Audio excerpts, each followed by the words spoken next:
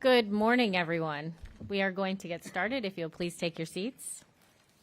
Clerk, can we get a roll call, please? Mayor Baxter, Here. Commissioner Flores, Commissioner Marino, Commissioner Powell, Here. Commissioner Sachs, Commissioner Weiss, Here. Vice Mayor Woodward. Here. Thank you. We have a quorum. If you're able, please rise for the Pledge of Allegiance and invocation. We do not have our prayer book, and normally Dan did the prayer, so Todd, you're up.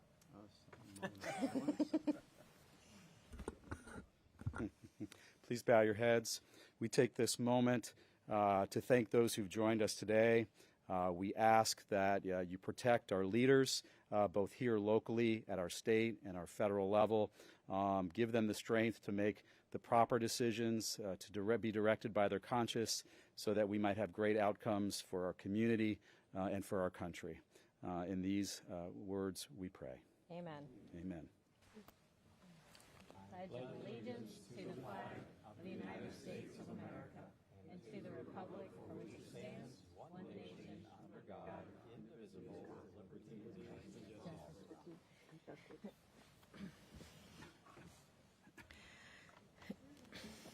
For the benefit of the public, we are currently convening as the Board of County Commissioners, not the SWA Board, for the purposes of deciding on one item today that has been submitted and presented by the Tourist Development Council. Please proceed. Thank you, Madam Mayor. Todd Von Lehren, Chief Deputy Administrator, and I want to thank the team from TDC. Milton, thank you. George, Emmanuel, I know on this particular item we worked through this week. We made some changes from the direction the board gave us at the last meeting to bring this today. And what we have before you is an agreement with the PGA Tour, Inc., the not-for-profit arm of the PGA, in a multi-year, 3-year agreement for our sponsorship and continued deliverables for the work that we'll be doing with the Cognizant Classic. I wanted to thank the PGA Tour, their team, particularly Todd Fleming, the executive director of the Cognizant Classic, his general counsel, James Park at PGA Tour. We were working, Madam Mayor, probably until about 11 o'clock last night on a few last negotiation pieces.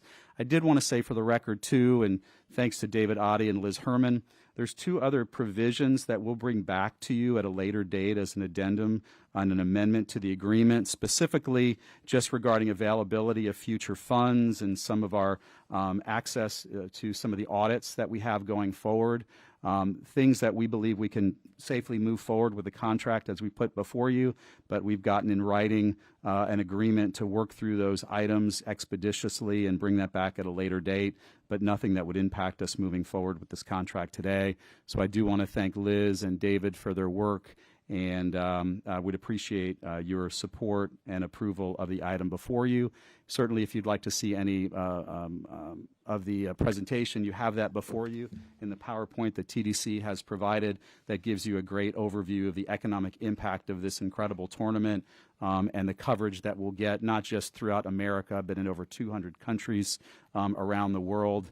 And that type of broadcast for Palm Beach County is priceless and will continue to solidify us as the golf capital of the world.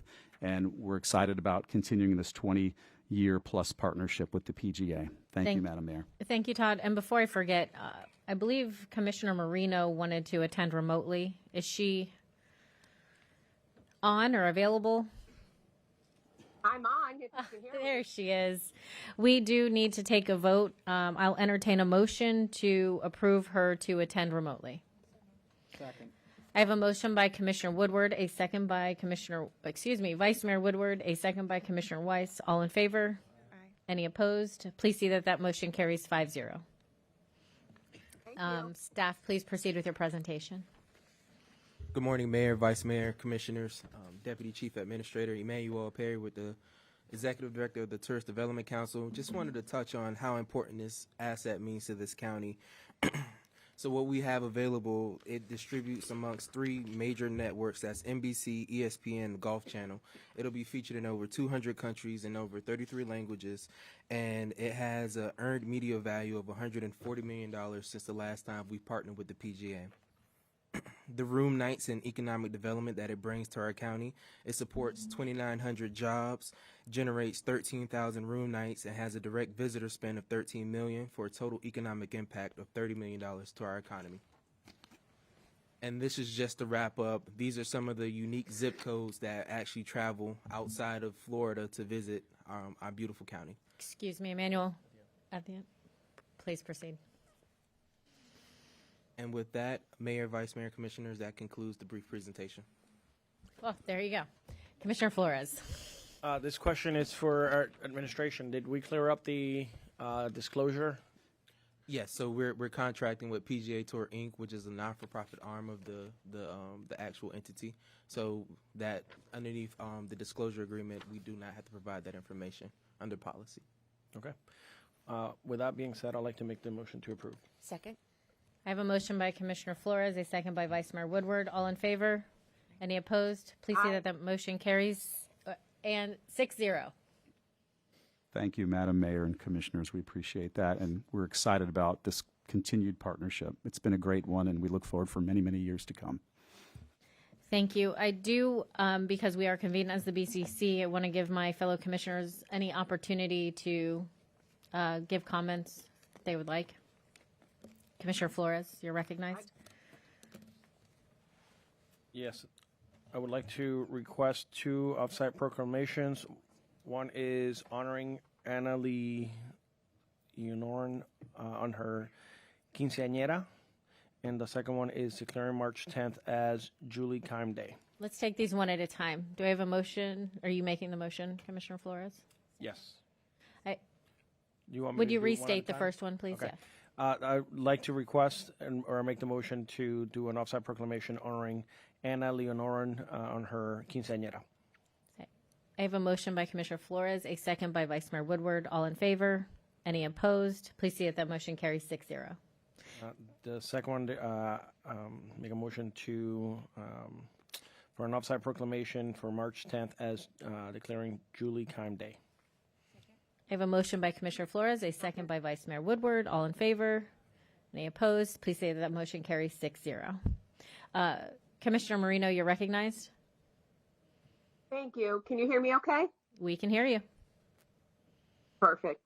Thank you all for your continued partnership with what is now the Cognizant Classic in the Palm Beaches.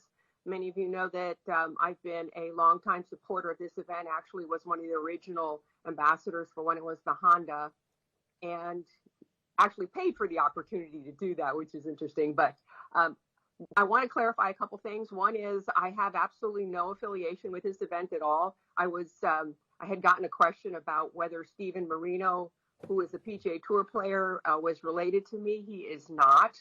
And also wanted to clear up something else, that even though you live in PGA National, you do not benefit from this event in any way, shape, or form. And you all know that I live in PGA National. So I wanted to clear those two things up. And I do appreciate you voting in the positive for this event. TDC has shown that this was a benefit to our community. And the fact that we get worldwide recognitions for this is fabulous. So I just wanted to say thank you. Thank you. Any more comments from the board? Seeing none, we will adjourn as the BCC. And I turn it over to you, Chair. Okay, we're going to take just a minute or two to let the staff switch out. So just about a 2-minute break.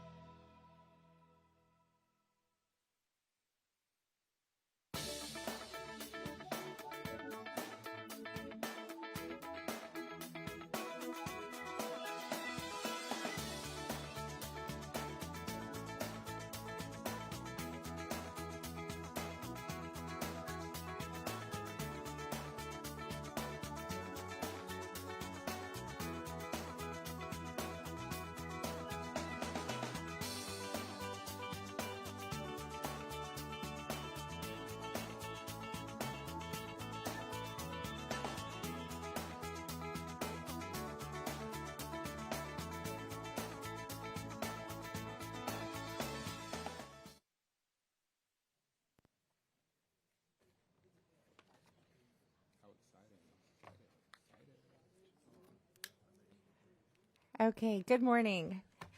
We are now reconvening as the Solid Waste Authority. So if we could have a call to order, please.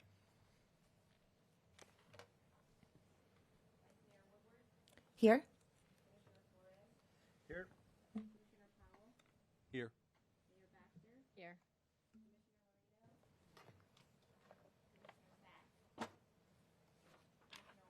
Here. Okay, thank you. We just did the invocation and the Pledge of Allegiance, so we're going to let that carry over into this meeting. We are going to have to do another motion to allow Commissioner Marino to join remotely due to extraordinary circumstances.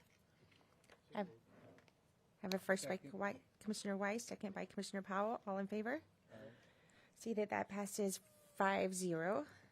Commissioner Marino, you are now joined. Thank you very much. Okay, thank you. So are there any additions, deletions, or substitutions to the agenda? Good morning, Madam Chair and members of the board. Item 9D1, we have supplemental information that we have included with the package here.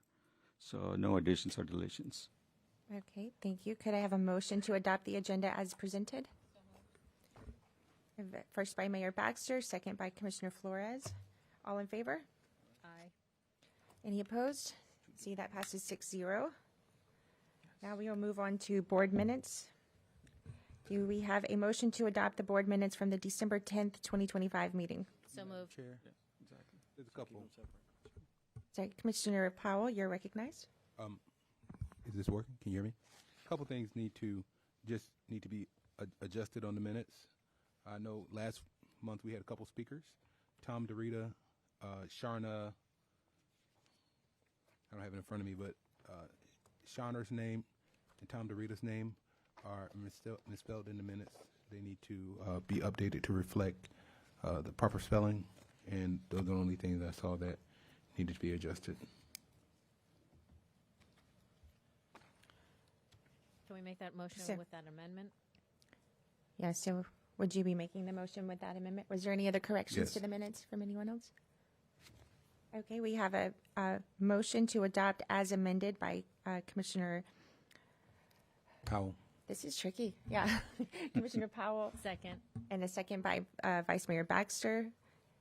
So all approved? Do we have everyone approve of this? Any opposed? Okay, well, that is 6-0. Now we will move on to the board minutes from the January 30th, 2026 meeting. Any adjustments to that?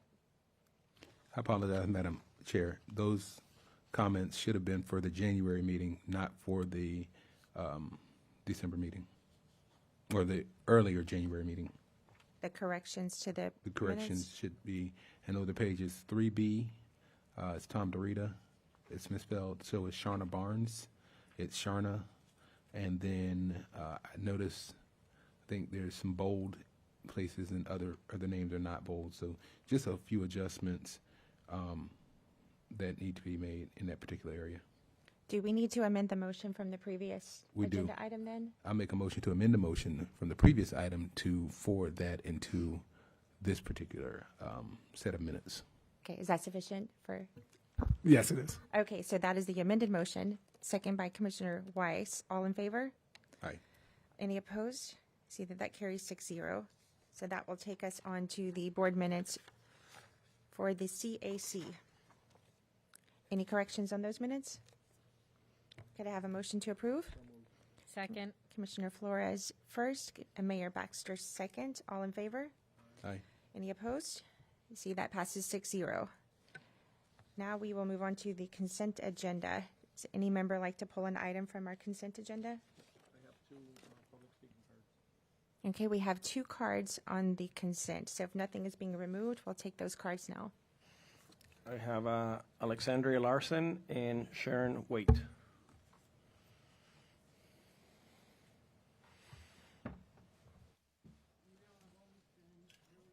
Florida, because we have the sunshine laws and all the other wonderful things, but they're not working, obviously, because you got A, B, C, D, and E. There was no quorum for the Citizens Advisory Committee. I mean, there's a failure somewhere here. And then I went to the agenda, which I found out from the young ladies here. They were very kind to tell me that you had canceled an agenda and then redid an agenda because there was no backup for this online. You couldn't, I would have had to come down here and read the book or something because I wasn't aware it was canceled. I mean, we need to be informed. It should be in black and white online. We canceled a meeting and we don't have backup because we should have the backup to this stuff. I know it's pages and pages, but I do read the backup to find out about it because there was one item on there. You canceled the meeting and that item was taken off. I was telling people there's a second item and it wasn't there because when I went last night, no backup, nothing for this meeting. Not one page. All that was on there were these 2 pages. What's on the agenda here. So we need that. I mean, I know it's just something that's it's a necessary evil, so we're informed. That's all. And I want to ask for that. I really do. Madam Chair, I would like to ask the specifics. Are you talking about this meeting or the previous meeting? This meeting. There was backup with the previous meeting. There was backup with this one that was put online. Can you be more specific, Which please? agenda items are not, were not online? One was it was a lantana. It was a lantana item. It was something that was in lantana. I remember from years ago. I remembered the item, and when it was on years ago, it's up for renewal. It was taken off this agenda. And, I'm just trying to, keep up with everything that everybody's doing because there was no backup for this. Nothing. This meeting has no backup online. Madam Chair, there's backup provided for each and every item here, as you can see from the package, and Right. it was posted online. Well, when I went to it, it wasn't online. There was nothing to click on. Nothing. It just said I personally checked. no quorum, no quorum, no quorum. Well, at 8 o'clock last night, 4 o'clock yesterday, it wasn't on there. Not for us. That is strange. I swear. Like I said, I personally checked the website for every item. I did too. I promise. Thank you.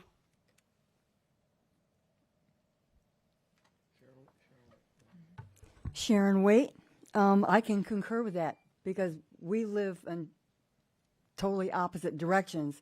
I went looking and I called her. I said, where is all the backup? I couldn't find it either. So here I am talking about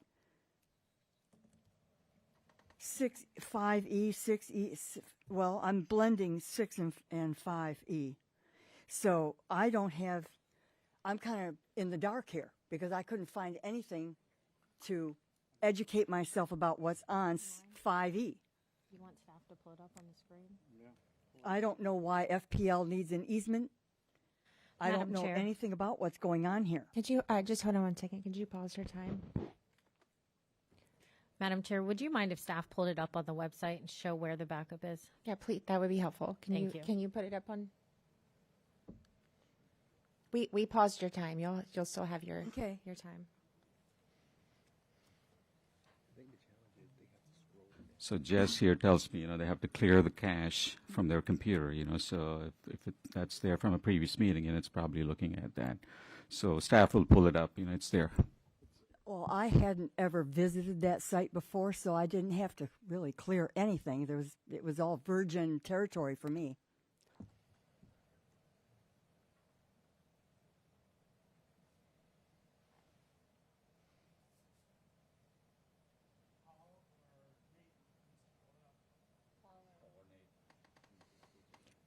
Paul or Nate, are you able to pull it up?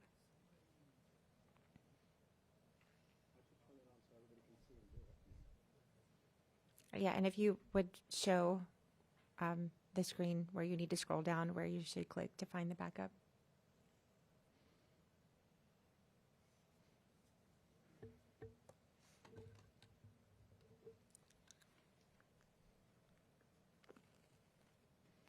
While he's doing that, I was thinking what I'd like to talk about, which would be matters by the public. I might as well include that too.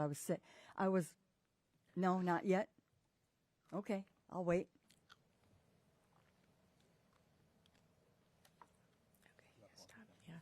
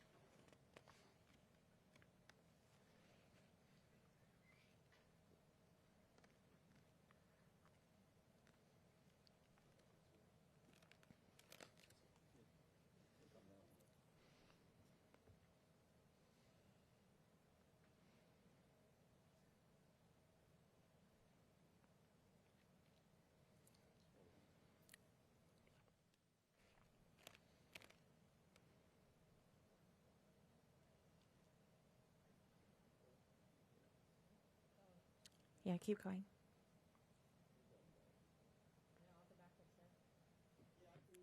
All right.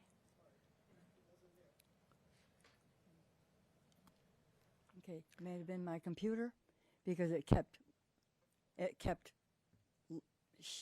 sending me back to the home page. That's what it kept doing, and I couldn't get this to come up. Anyway, now that I kind of feel in the dark,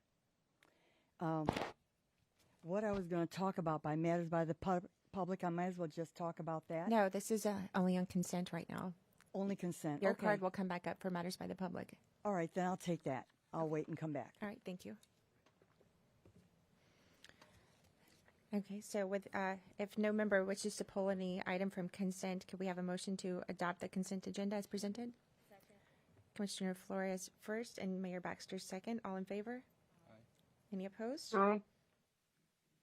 Okay. So now we will do cards for matters by the public. All right, we have Sharon Waite, Alexander Larson, Linda Smith, Gail Ladd, and Drew Martin. We have 2 podiums. That was short. Anyway, the elephant in the room is the AI Communication Center. That's totally the wrong. I can't talk about that. Matters by the public. This is we're not convened as the Board of County Commissioners. We're Solid Waste All right. Authority. Well, in that case, let me go on to the next thing. Okay. The incinerator. That's us. Yeah, I had almost forgotten about that. The incinerator. Why are we going into debt? So we haven't paid off the last debt. Why are we doing this now? I don't understand that. The last bond for the old one isn't paid yet. Why are we going to have this on our shoulders? Does anybody have an answer?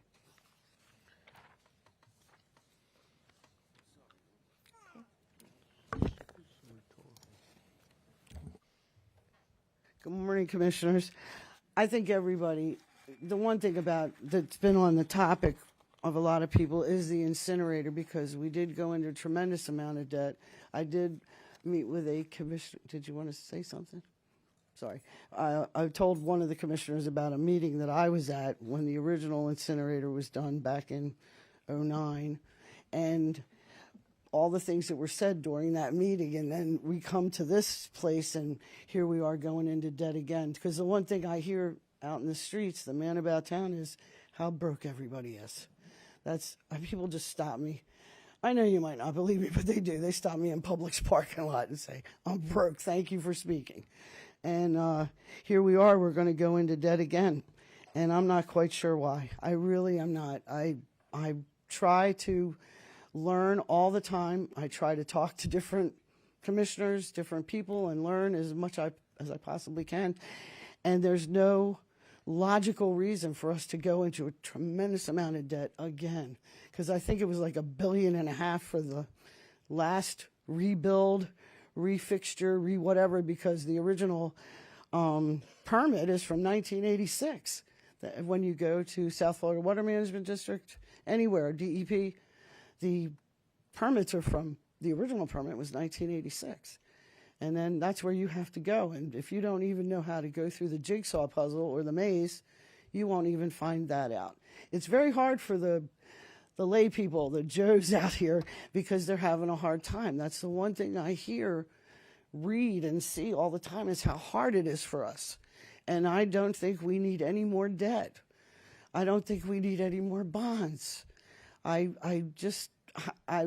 flummoxed. Somebody said that, a commissioner years ago, flummoxed, because they didn't understand something. And I don't understand. And I don't think the public does. Because I guess we need to know exactly how much trash we're going to have. Because there's people out there that think you can have zero trash. And I'm an old lady with a cat. I don't produce that much trash. But I couldn't do any less than I do. You know, keep it in the living room, I don't know. But it's very unusual, the ideas we have out here in America. And the one thing we need to do is tighten our belts, you know, as far as people go. We need some help. And I think I can tell them to communicate with you. I ask them to come to the meetings, commissioners. Go talk to them. They won't bite you. So keep that in mind. I am out there saying that you won't bite them. They can talk to you. But we really do have to think about the spending that we're doing, because I don't even have any kids, but I think about your grandkids and the debt that we're leaving them. They don't deserve that. So please keep that in mind. I think maybe there are alternatives and everybody gets to the table and talks about them. Maybe it'll help. Maybe, and we can all understand. And I'm really sorry about the agenda. That was true. I tried to click on it. Thank you.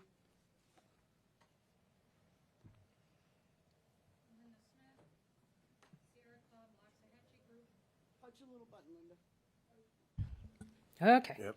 Linda Smith, Sierra Club, Loxahatchee Group. I've got some slides here. I'm not sure how to share them.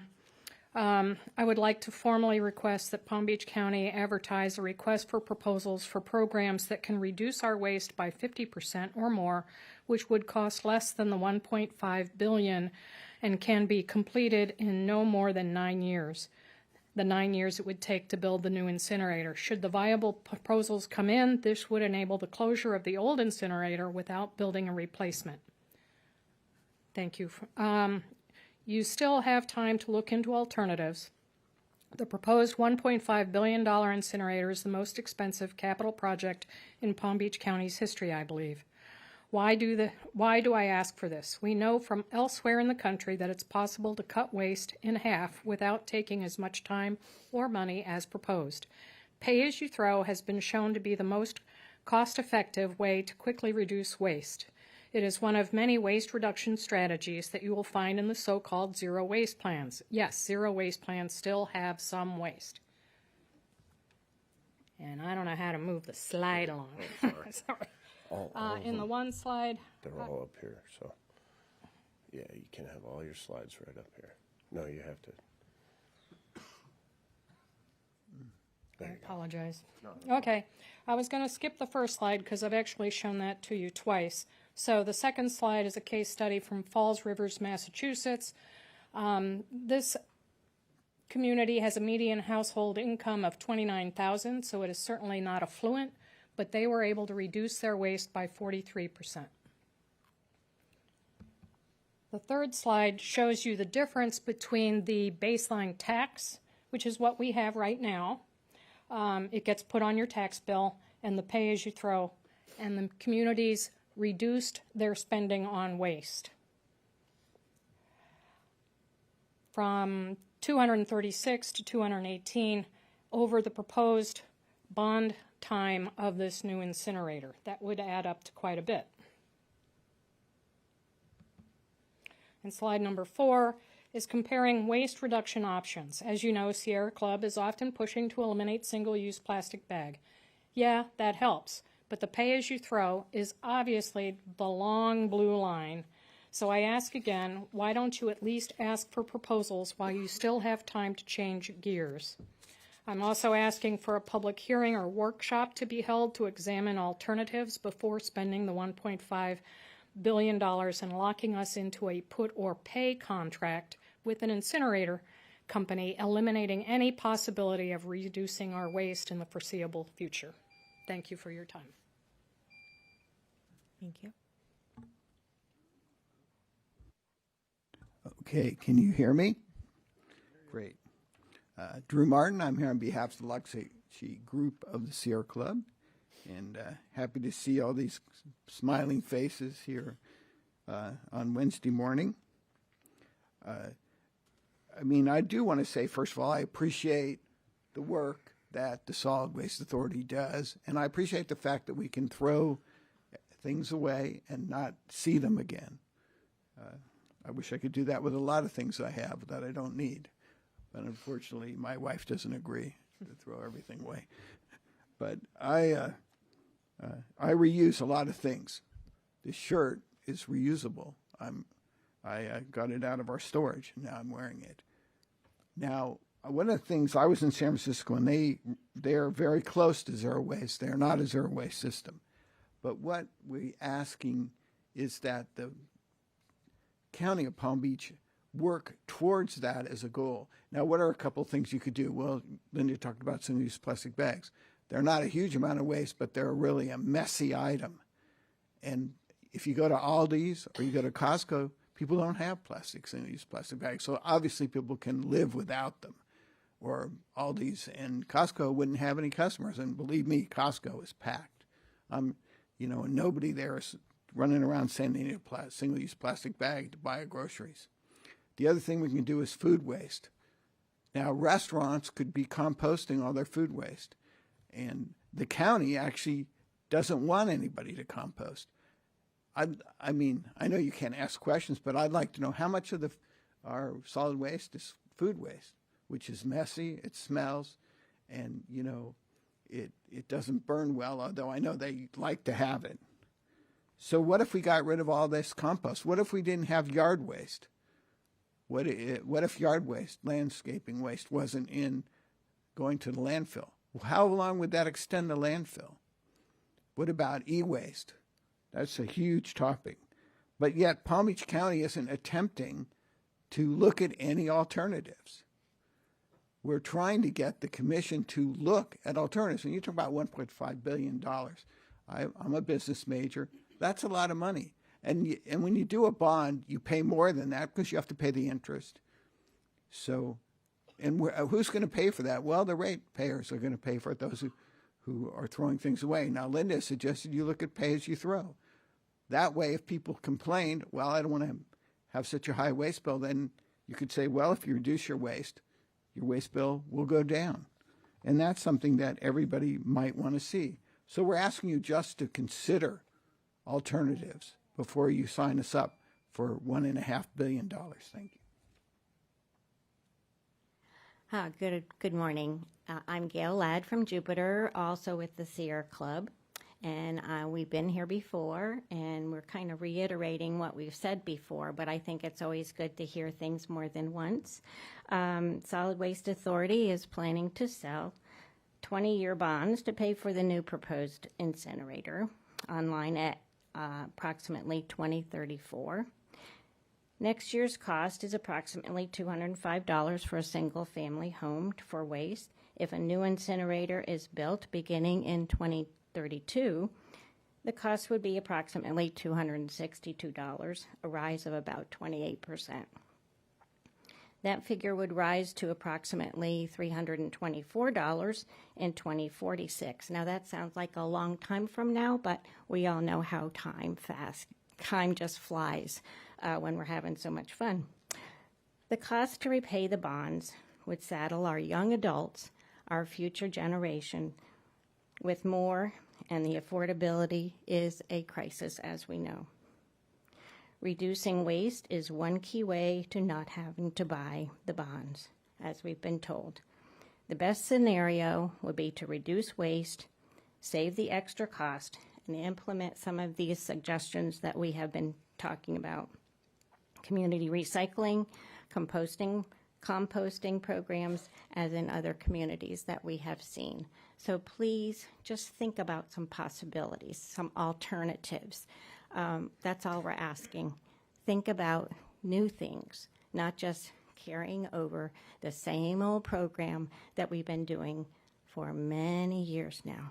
Thank you.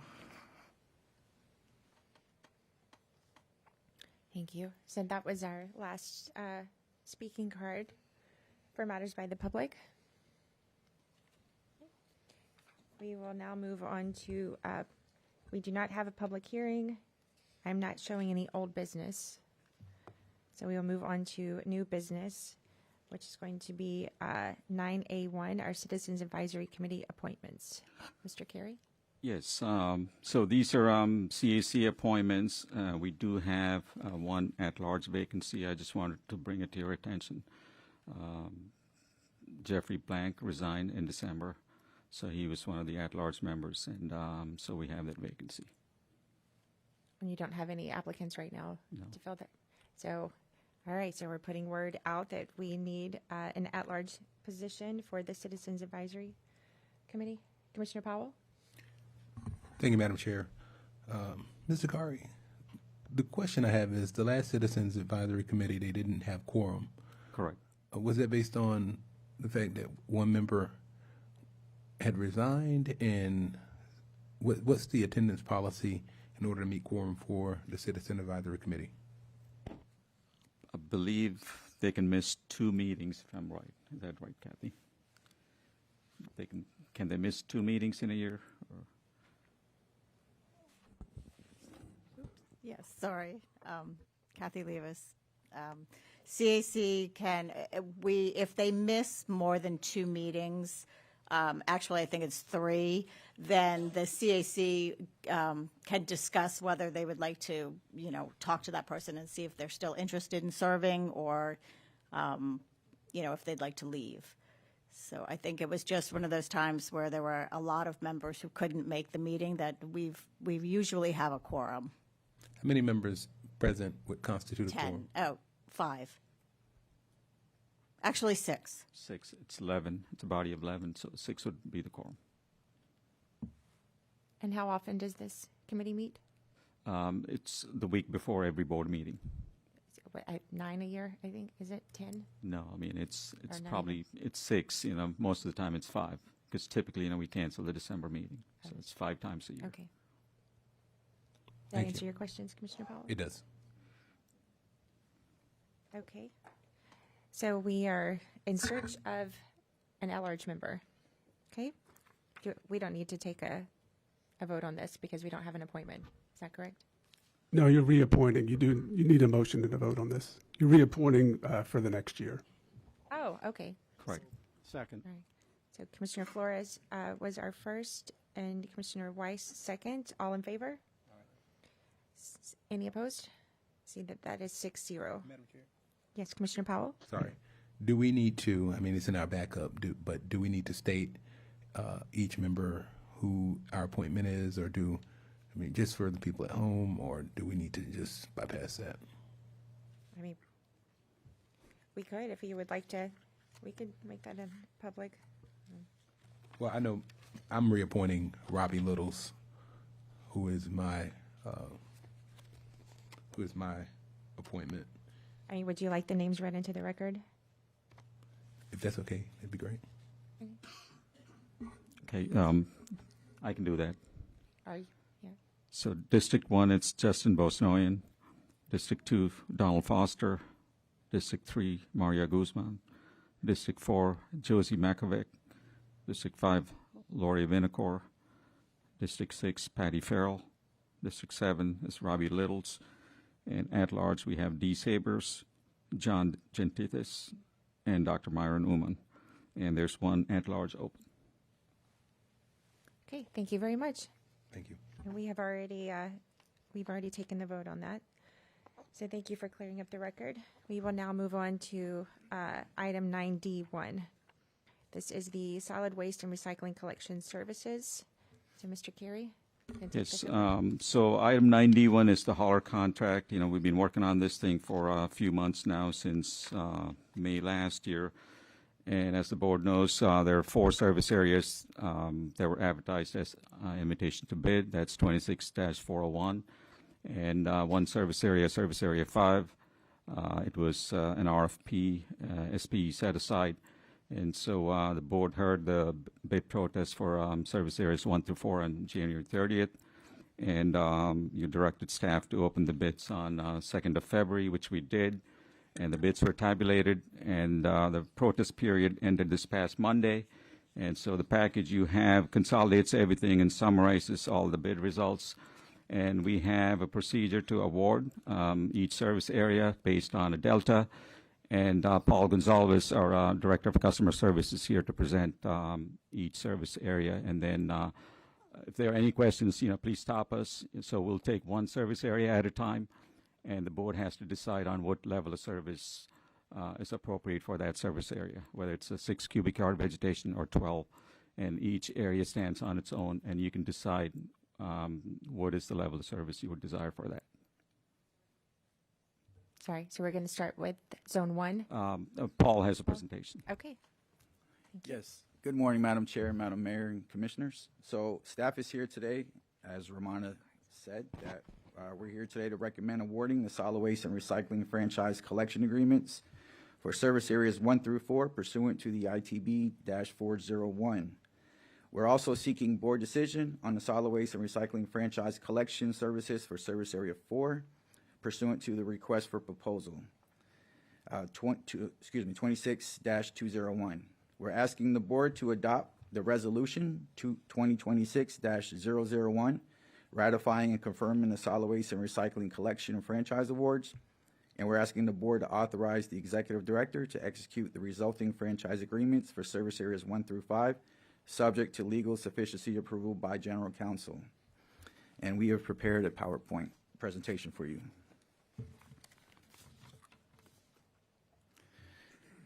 As Romana stated, at the board's direction, the invitation to bid was advertised in October of last year for service areas 1 through 4 following our board meeting.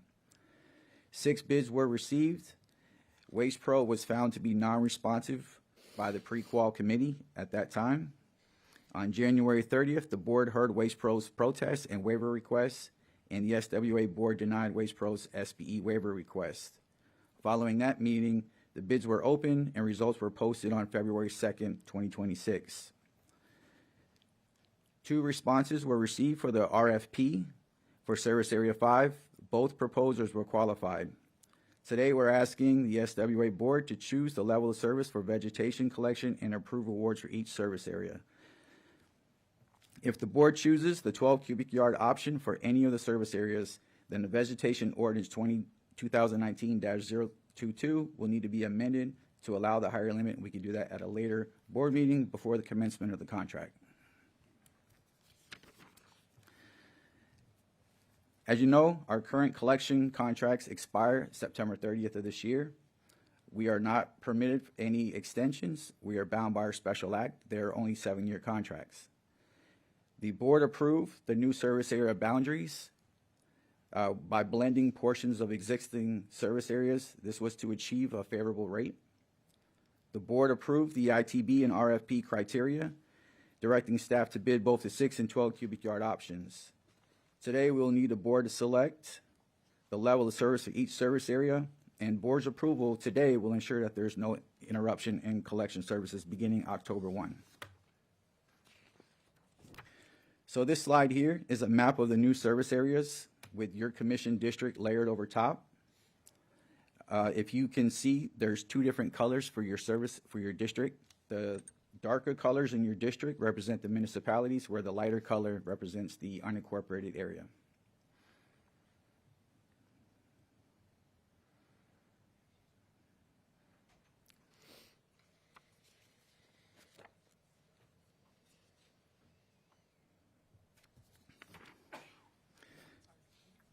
This slide illustrates the distribution of units within each new service area by commission district.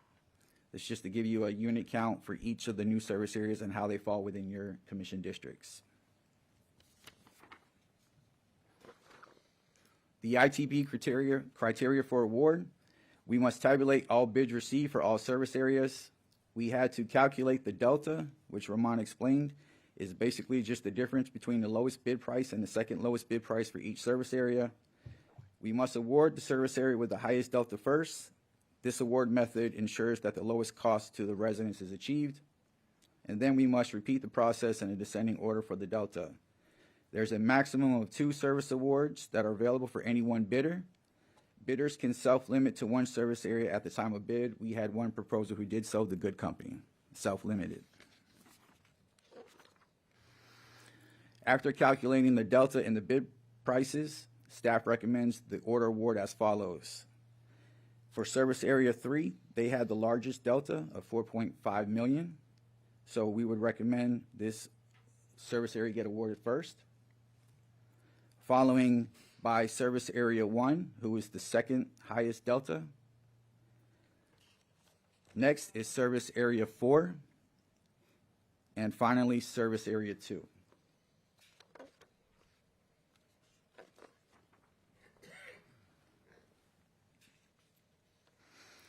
So following the recommended award order, we recommend Service Area 3 with the largest delta be awarded first.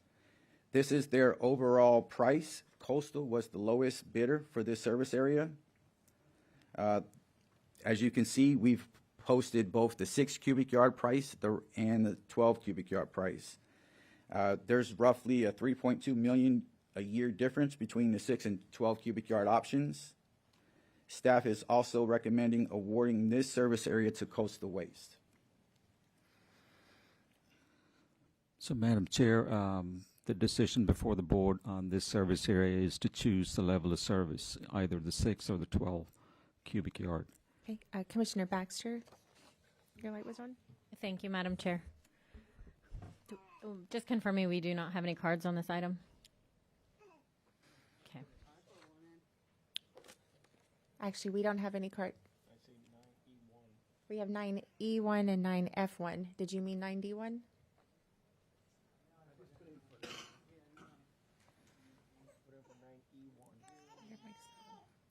You put in for 9E1. So which is the next item? 9E1. So, hold on, do we want to? Did you mean to speak on these items? No?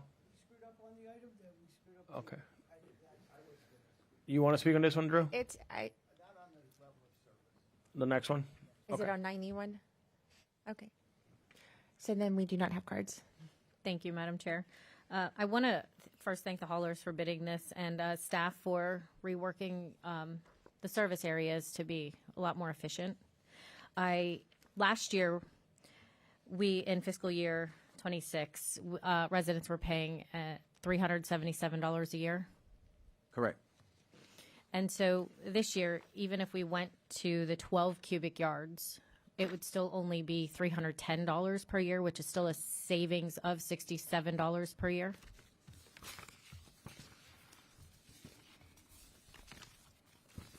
Yeah, that is correct. Yes, that is correct. Thank you. One of the things that I've heard a lot from residents about are the amount of vegetation, because especially in Service Area 3, all the way from the Glades area to even Commissioner Sachs's district, you can see when you pull up that map, the acreage, Loxahatchee, all these areas have large lots. So for vegetation purposes, 6 cubic yards has been a complaint by the residents for quite a while. So I would appreciate my board's support in going to the 12 cubic yards, at least just for this Service Area 3.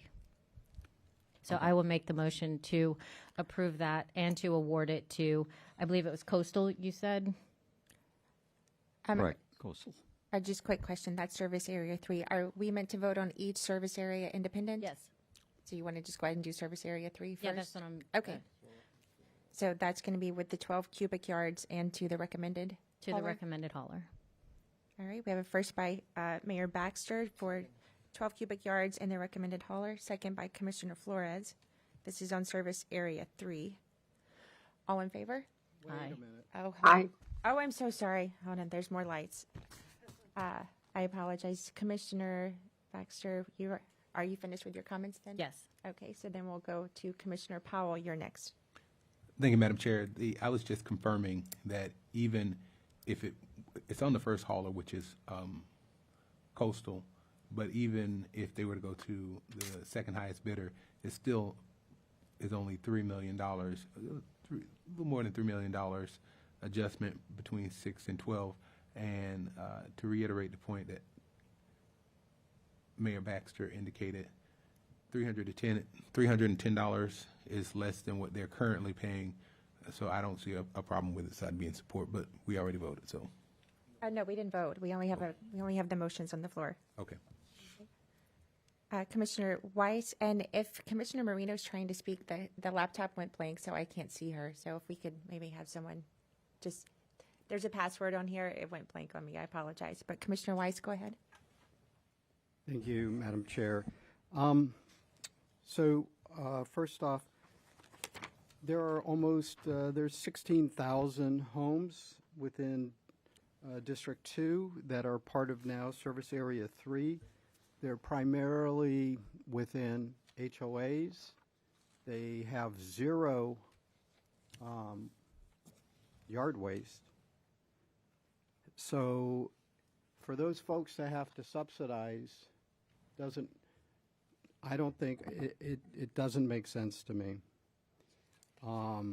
they're going to see an increase, I believe, of about 30% of just their pickup because they were put into service area 3. And so to add on top of that additional charges for yard waste that they don't produce doesn't seem fair. And so I'm going to make a substitute motion that they stay at 6 cubic yards. Okay, we have a substitute motion on the floor. Commissioner Marino, you're recognized. No, I didn't have my hand up. Oh, I'm sorry. I thought that you spoke up. I apologize. All No right. worries. I think we need a second on this. So, and then we have Commissioner Baxter. Your line's on. Hold on, do we have a second? We don't have a second. Just the motion. I was just going to clarify, the service area 3 is not mostly HOAs. We have over 17,000 homes in the acreage in Loxahatchee. We have a lot of, and even Belle Glade does not have any, or Pahokee or any of those areas are not HOA-driven communities. There are a small section, but for the majority of the residents in service area A, there is an excessive need for vegetation removal. Could I ask for clarification on when we redrew the maps from in service area 3? Do we have an overlap of the change that we made with that one? Yeah, let me bring up a visual for you real quick. So the current service area 3 is a combination of the old service area 3 and service area 2 west, which was the Loxahatchee and Glades area. So service area 3, I don't know if you can see my cursor on here, would make this portion here and down was the old service area 3. This is the South County portion that we blended with the Loxahatchee portion of 2, as well as the Glades.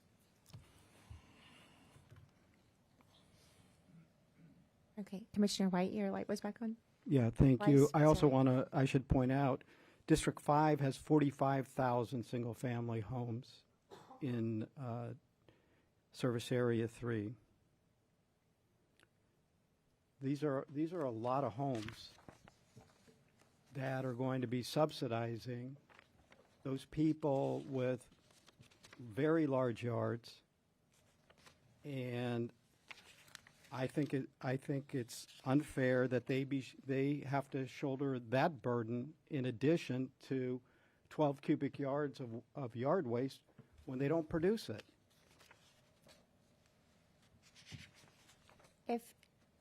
If you have a chart, I have it as slide 5 that shows the breakdown of service areas by commission district.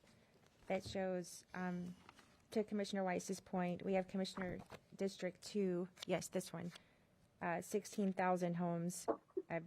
District 1 and 2, minimal. District 3 is none. District 6 is this 20,000. District 7, 1,000. So this is over multiple districts. Yeah, this is by far our largest service area. It does expand across, I believe, all except one of your service areas. As you saw, you have the breakdown. So yes, this would be, this is the blended area, and we're gonna, like you said, like Commissioner Baxter said, or Mayor Baxter said, her western community, there is a larger need for the vegetation service, but then you got the South County, where the need is not as much as the western communities. So that's why we're here today, to see where you guys want to land on this service area. Madam Chair, if I may, there are a couple of things that are different in this ITB. One of the things is the first 6 cubic yards would be picked up at no additional cost. Right now, if it's a non-conforming pile, then you have the first 6 yards, they have to pay for it. Let's say if it's a 10 cubic yard, they have to pay for the entire thing. In this ITB, it was done differently. The first 6 is at no additional cost to the resident. And also the estimate, anything above the 6 cubic yard, it's $10 per cubic yard. So if there's a bigger pile, they can take advantage of that pre-negotiated rate. And to be clear, the difference would be between $271 and $310. Is that? That is correct. I am hesitant on the 12 cubic yards myself. I mean, it's not my district, but it does seem like a large number. One of the district commissioners isn't here, but that is what it is. So as of right now, we still have another light. I'm sorry, Commissioner Powell.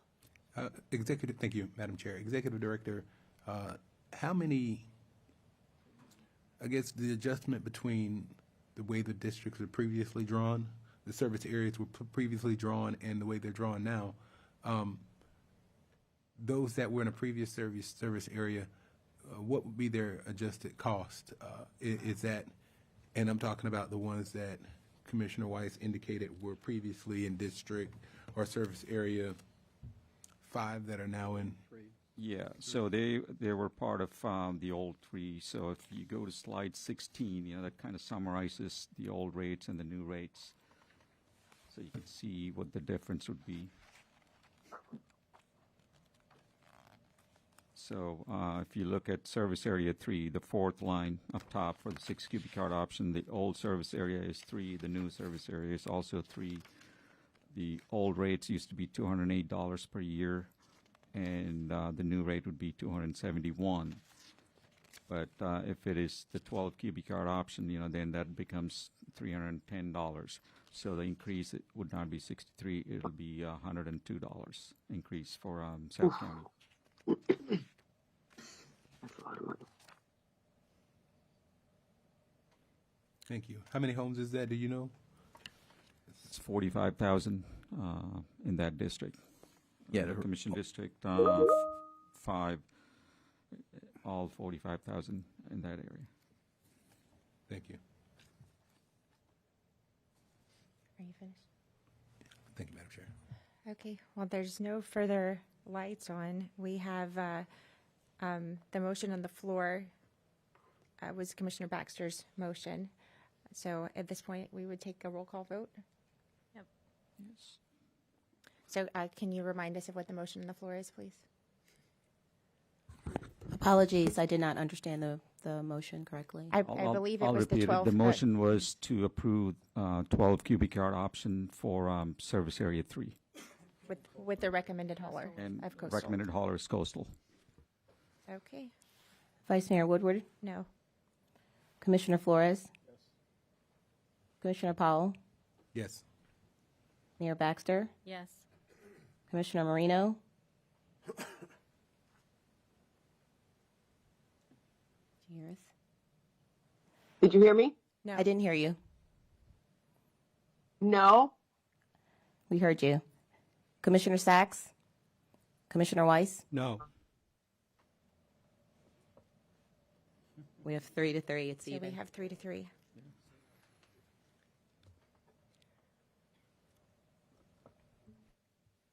The motion fails. Yes. Motion failed. Yes. So we would need another motion. I'll move to do it with the 6 cubic yards.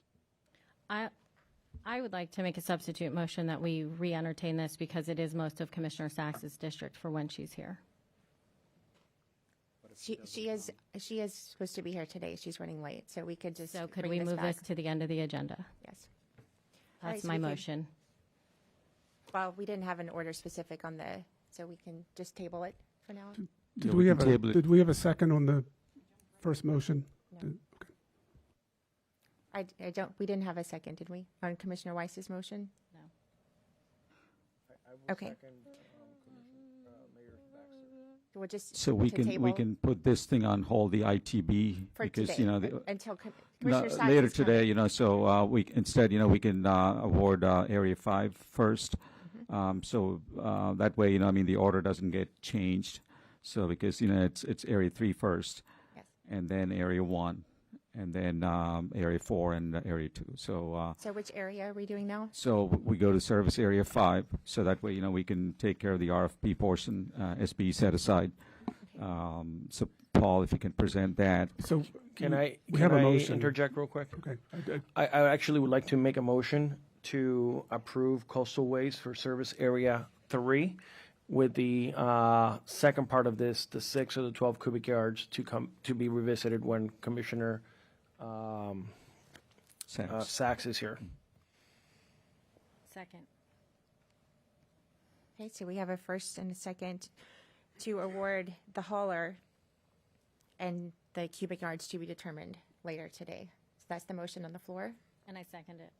We also have lights. Commissioner Powell, you have your light on? Nope, you're off. Baxter, your light's on also? Are you? Okay, so that's the first and the second. Do we need a roll call? Or just all in favor? Aye. Any opposed? Okay, see that motion carries. The contract is awarded to Coastal, and we will be bringing back the cubic yards. So now we will move on to Service Area 5, the RFP. Yeah. Okay. So for Service Area 5, the RFP, Good Company was recommended the highest by the pre-qual committee, and we, as you can see, their price here for the 6 cubic yard option and the 12 cubic yard option. The difference between the 6 and 12 is roughly $221,000 a year. Staff recommends awarding Service Area 5 to the Good Companies. However, as this procurement was conducted through an RFP process, the board has the discretion in how it elects to award this service area. Your award options are Good was ranked the highest proposer by the pre-qual committee. The board has the discretion to award Service Area 5 to Good at the proposed pricing. You can seek a best and final offer or direct staff to negotiate with Good to bring the results for board approval in April 2026, or any other alternative that the board deems appropriate. So with that, I'll open this up for discussion. Okay, Mr. Carey, your license. Yes, for this service area, Mr. Good is here. If the board desires to have a best and final offer from them, he's available to present his numbers. So if the board likes the number, you can award it today, or direct staff to negotiate and bring the results back at the April meeting. Would the board like to hear the best and final offer? Or, hold on, I have a few more lights on. Commissioner Flores, you were next. Yeah, this is one of the most expensive areas, and it's one of the more denser areas. I could not understand why it's so expensive compared to some of the other bids that we received. So I would like either us to go back and renegotiate, or, and I don't know what the board feels, but maybe get their best offer right now. I mean, one of the two, but I thought that this service area was a little high compared to, it's one of the more denser areas, but yet it was a bit high. Is that a motion? No motion. I want to hear what the rest of the board would like. But you would like a better number. I would like a better number. Okay, Commissioner Weiss, you were next. Thank you, Madam Chair. I suggest that the staff go and negotiate. I don't think this is something that should be done live. Okay, thank you. Commissioner Powell? Thank you, Madam Chair. I don't have a problem with the number, and being the fact that Mr. Good is here. If they would like to do a presentation, I'm not sure if you all would be interested in a bid number now.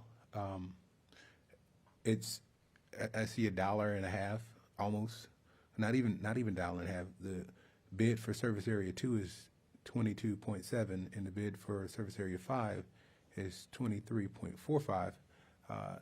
I would like to hear from the Good Company if possible, but I don't have a real challenge to the number. Madam Chair, if I may, one thing I just want everyone to keep in mind is the time constraint. So if we were to go back and renegotiate, if you wanted staff to renegotiate with Good Company, we wouldn't be able to bring it back to you until April. Should you choose to move forward with the Good Company, you've lessened their time to mobilize and be prepared to service beginning October 1. I'm not sure what their situation is, whether they have the equipment in place, but we typically like to give the haulers from this board meeting until October 1 a chance to get all of their equipment yard, secure financing, everything to be ready to go by October 1. So I just want to keep that in mind as you make your decision. Are they not the current hauler for this area? They are the current hauler for 5. Okay. Commissioner Flores, you were next. So when I look across the board for the fees, service area 5 becomes $320, which is the most expensive. When I've heard time and time again, I heard that service area 3 is the hardest because it's it's spread out. But yeah, they're even cheaper than service area 5. So to me, there's a discrepancy here. It might be because of lack of competition. So I would be in favor of going back and negotiating so we don't have to do it here in public. And perhaps this could be brought back to a BCC meeting where we can reconvene for 15 minutes and hash this out. So that's my motion. So we have a motion on the floor for staff to go back and renegotiate. And be brought back to a BCC meeting so that we don't wait until April. Second. Okay, and we have a second by Commissioner Weiss. We still have a couple of lights on, but I do agree. I think that this service area should be considerably lower, considering the discussions we have on yard waste and the density of this population. So I'd like to see a much better number as well. Commissioner Powell, you're recognized. Thank you, Madam Chair. Compared to what's there now, what is the highest service area that's being served now? Is this also currently the highest bidded service area or the highest costing service area?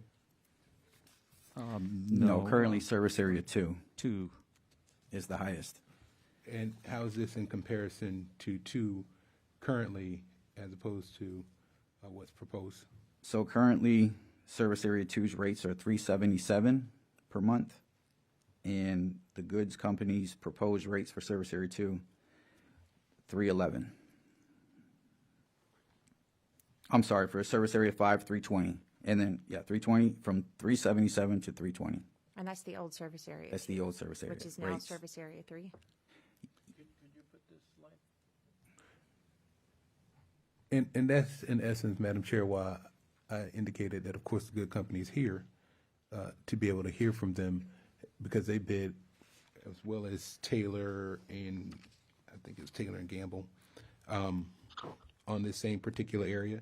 And the numbers were similar between Taylor and Gamble and the good companies. So, with them being here, I'd like to hear from them, as Mr. Gonsalves indicated. And I don't specialize in waste, so I don't know how they got the numbers, but because they are here, I would like to hear from them in terms of the challenges. It's not as if the other company that bid had numbers that were completely different. That's the challenge that I have. It's Taylor and Gamble's numbers were slightly higher than the good companies. Exactly. So they're the lower bidder between Taylor and Gamble and the good companies, but the numbers were close in terms of what service area 5, that the numbers that Taylor and Gamble had, and the numbers that good companies had. Taylor and Gamble for 12 cubic yards had 333. Good had 320 for 6. 320 for 6, 333 for 12, and then there was 149, and I'm sorry, I'm looking at the wrong thing. Am I? For Taylor and Gamble and the good companies. Are you looking for the service-specific price per, like, garbage, recycle? Yes. I see good in Taylor and Gamble, and then the collection rate starting 10/1/26. I don't see. I think I'm looking for Gamble's 12 cubic yard and goods 6 cubic yards on that sheet. I see the different circle as 13. Yes. So the good company for solid waste curbside came in at 13, with $3.45 for vegetation, $7 for curbside recycling, for a total of $23.45 monthly. Taylor and Gamble for the 6-yard option came in at $13.89 for solid waste, $5.44 for veg, and $6.23 for recycling curbside, for a total of $25.56 per month. This is for the 6 cubic yard option. These numbers are on page 6 of 33 of the supplemental information. It's in the tabulation. Thank you. Does anyone have any, is that okay if they present, or does anyone have concern with that? Is there a problem with the board hearing these numbers? It doesn't mean that we're negotiating. Oh, yeah, we do have a motion on the floor to just renegotiate without hearing the numbers. That's the motion on the floor. I'd like to make a substitute motion. Okay. We have a substitute motion to hear today the numbers from the good company. Do I have a second? If I may. If we're going to allow the good company to address us, then we have to allow the other group. And I believe is there true or false that each other is a sub for the other? They're a prime and sub on each other's team. Okay. So they were the only two bidders, and since this is an RFP, it's the highest ranked firm. So they scored high because of two things. One is the experience. They have experience in Palm Beach County and outside Palm Beach County, and they're also the lower priced firm here, and they're servicing the same service area right now. So because of that, I believe they got a perfect score, 100 points. Okay, well, the motion, without a second, the motion fails. Commissioner Weiss, your light is on. That was just to say we had a motion on the floor. Okay. All right, so then the motion on the floor now is for staff to go back and renegotiate the price with the good company. Madam Chair, would you elect to select the level of service, or do you want them to renegotiate both the 6 and 12? So Commissioner Flores, you're renegotiate the whole thing or just 6? With 6 and 12? I would say for right now, the whole thing, and then we can make that decision when the numbers come back. Understood. Okay, so then the motion is to renegotiate with both the 6 and 12 cubic yard options. So all in favor? Aye. Any opposed? Aye. So we have 5-1 with Commissioner Powell. Madam Chair, I've had my light on. Do you mind? Oh, I'm sorry. I did not see your light. Yes, go ahead. My question is for Commissioner Powell. You had made a motion. You wanted to hear them today. I wanted to, I guess, get some insight to what it is you were looking for. Was there information that you think would be pertinent to them prior to renegotiating? Thank you for that, Madam Mayor. The idea and the question came about as to why they were higher and what the more dense area was, being that they are here and they were the lowest bidder on the contract. Having the opportunity to hear from them to maybe describe some of the challenges or why their cost came at the way it would be was something that I would be interested in hearing. But however, if the board has no interest in hearing that and would prefer to renegotiate, have the staff renegotiate, that's the direction that staff has moved in, which indicates that even if they were to do a presentation, it would probably not be heard by ears that would be comprehensively understanding. So let's move forward in the way that you all have chosen with my dissent. Okay. Thank you, Commissioner. Okay, then we have moved for Service Area 5 renegotiate. It was a 5-1 vote on that one. So what is the next service area? Since we had a motion for 3, the next area would be Service Area 1.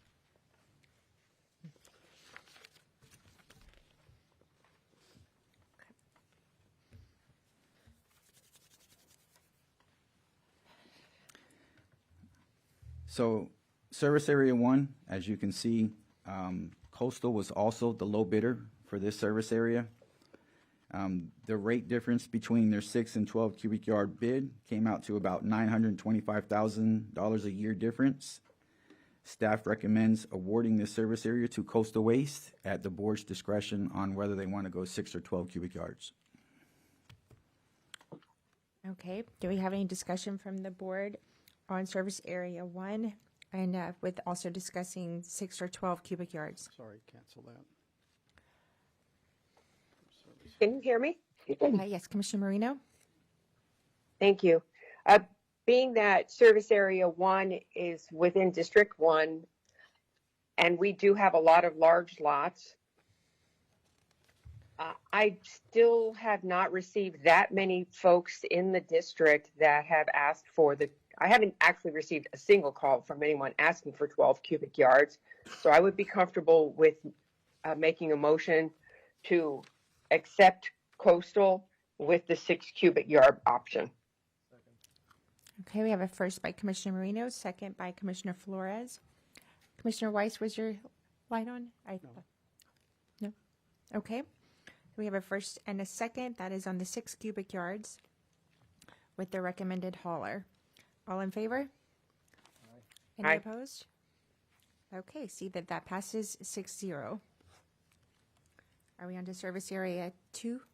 No. Service area 4. Service area 4. 4. Sorry. So following the award, service area 4 was the low bidder for this service area was Coastal. Although Coastal is the lowest bidder for this service area, they have reached their maximum allowable awards. Therefore, following the criteria for award, staff recommends offering service area 4 to the next lowest responsive bidder, FCC, at Coastal's bid price.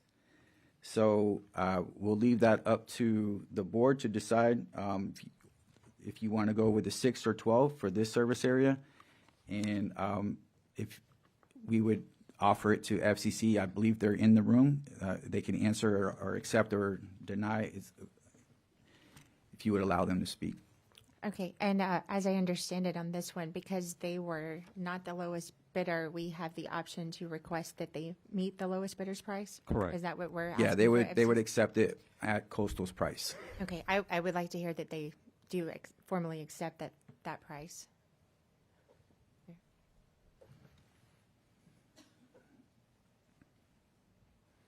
Good morning. Joseph Sandora, FCC. Good to see you all again. We do accept Coastal's price. Okay, thank you very much. So Commissioner Flores, your light is on.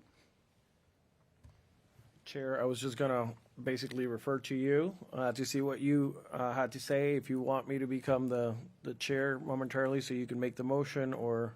I would pass the gavel to you so I can right. make the motion. Thank you. Yeah, I would like to make the motion to accept FCC with the price as just negotiated and with 6 cubic yards. Second. So I have a motion by Chair Woodward, second by Commissioner Weiss. Are there any other comments or questions? Seeing none, all in favor? Aye. All Aye. opposed? All right, that motion carries 6-0. Hand over back to Chair Woodward. Thank you very much, Vice Chair. Well done. Now we move on to our next service area. Yes, service area 2. This was the difference between the low bidder, who is Good Companies for service area 2. Their 6 and 12 rate was roughly $334,000 a year difference. Staff recommends awarding service area 2 to the Good Company, and then your discretion on the level of service. Okay, service area 2. Do we have any discussion on the level of service? This is mostly Commissioner Flores and Commissioner Powell's district, it looks like. Commissioner Weiss. Service area 2 is not my district, right? I'm sorry. These colors aren't great. Any comments on this, Commissioner Flores? So in this one, I thought it was a little high too. Since we talk about density, this to me is a very dense area. I was a little surprised that it might be one of the most expensive, but when you compare, it's one of the lowest. So, I guess I will have to live with this. I guess I will make the motion to approve the Good Company at 6 cubic yards. Second. Okay, we have a motion by Commissioner Vice Chair Flores, and Commissioner Baxter is the second. All those in favor? Aye. Aye. Any opposed? Okay, see then that passes 6-0. Okay. Service area. We're going to come back to service area. Was it Service 3? area 3 for level of service. Okay, so can we continue with our agenda and then come back And to come that back. We can once do that, Commissioner yeah. Sachs gets here? Okay. So then that takes care of item 9D1. Now we can take on 9E1.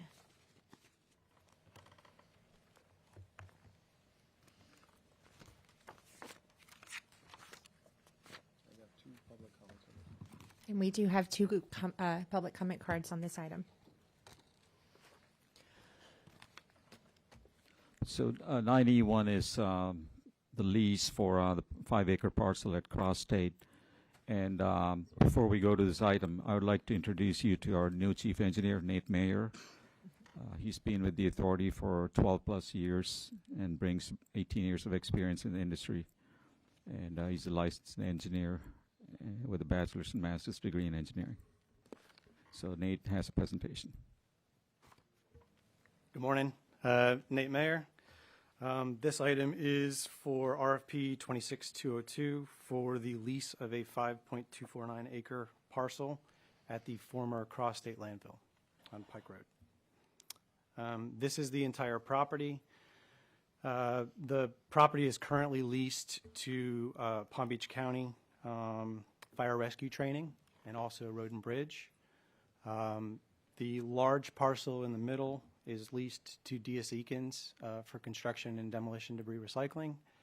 And then the authority also uses a piece of this property for disaster debris management. And so the remaining parcel is this 5.249 acre parcel on the southwest corner.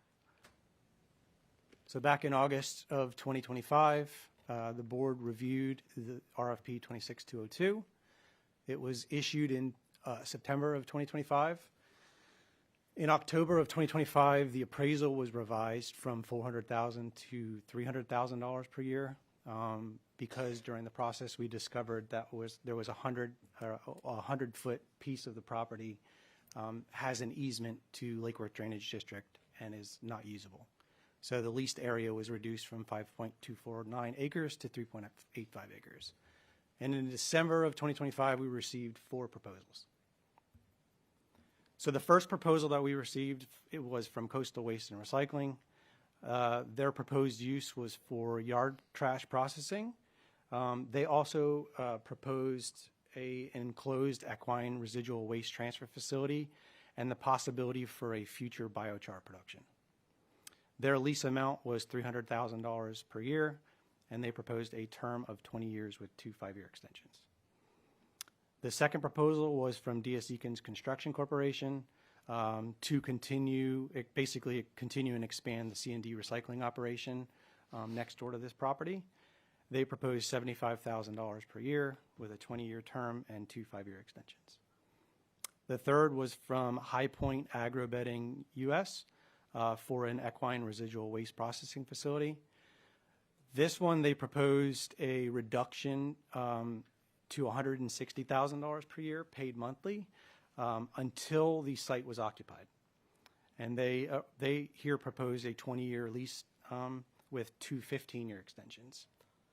And the final proposal was from Tree Cycle Land Clearing for a yard trash processing facility. This one was a bit different in that they proposed a $3 per ton discount on all yard waste delivered by the authority to this parcel. And again, they proposed a 20-year term with 2 5-year extensions. And so the evaluation committee met on January 16th, and the recommendation from the committee was to award the lease to Coastal Waste and Recycling for an initial term of 20 years with 2 5-year extensions. And so we're seeking board approval to authorize the executive director to execute the lease agreement with Coastal Waste and Recycling. Okay, do we have any discussion by the board? I wasn't going to discuss. I was just going to make the motion to approve Coastal. Okay, we have a first by Commissioner Baxter. Second. Second by Commissioner Marino. And we have a question by Commissioner Flores. Could we go back to the previous slide? So, at this board, we've had discussion about the equine waste. I see that they're doing an enclosed residential waste transfer station facility, what does that mean? So what they proposed is a 50 by 100 foot enclosed structure. Basically, residents could bring manure there. They would then repackage that into a larger truck and then bring it somewhere else for Ship it out? beneficial reuse. Correct. Okay. I'm assuming that's at a cost to the. Okay, and then the future, how do you pronounce the word? Biochar production. What is that? Biochar is basically the beneficial use of a vegetation material, ground vegetation, brought into a soil amendment through the use of it's not incineration. Yeah, it's basically combustion without oxygen.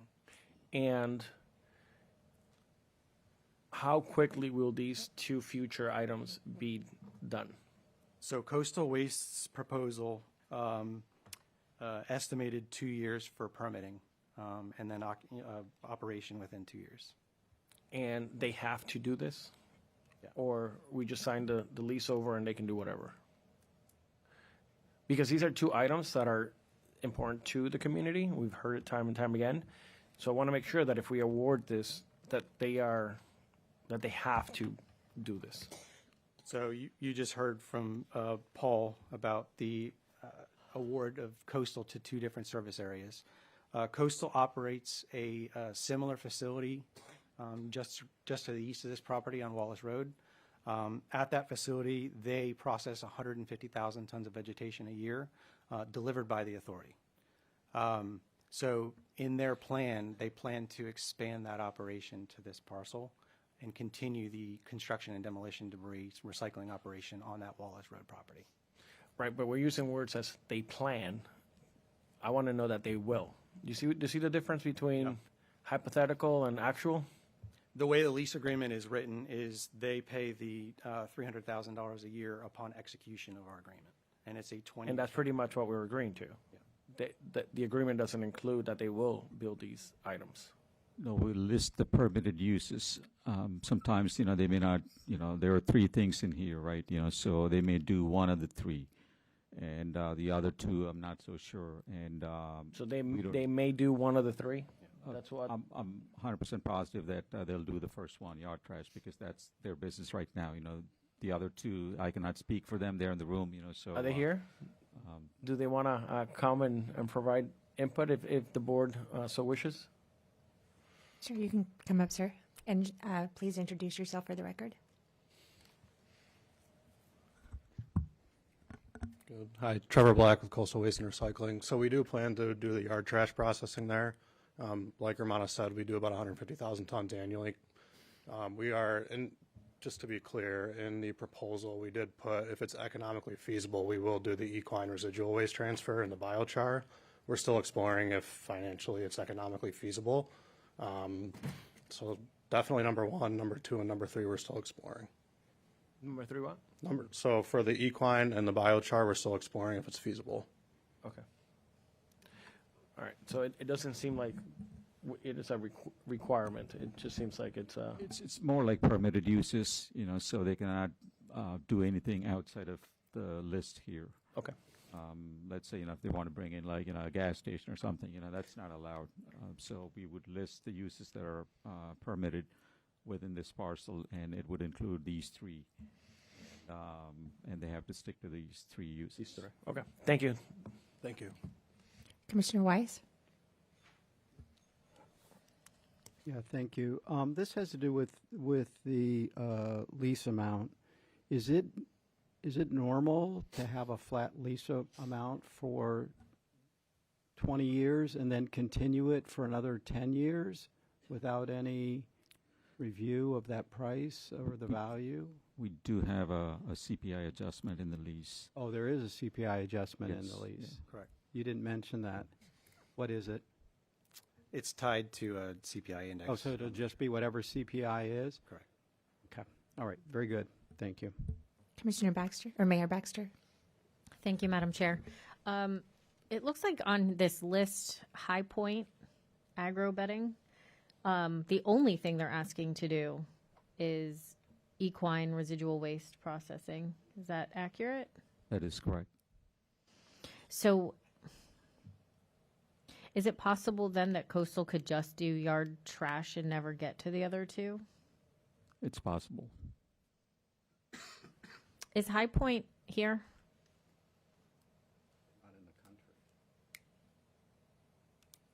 I mean, this has been to Commissioner Flores, and obviously equestrian is huge in my district, encompassing Wellington. We need to have some sort of equestrian waste. And the reason I even brought this to the board was because of the potential, and we have so limited space, it's even possible to do this. This was a very unique property that made it even possible to consider this. So we still, even if we award this to Coastal, we have no guarantees of helping solve the issue, which brought this to us in the first place.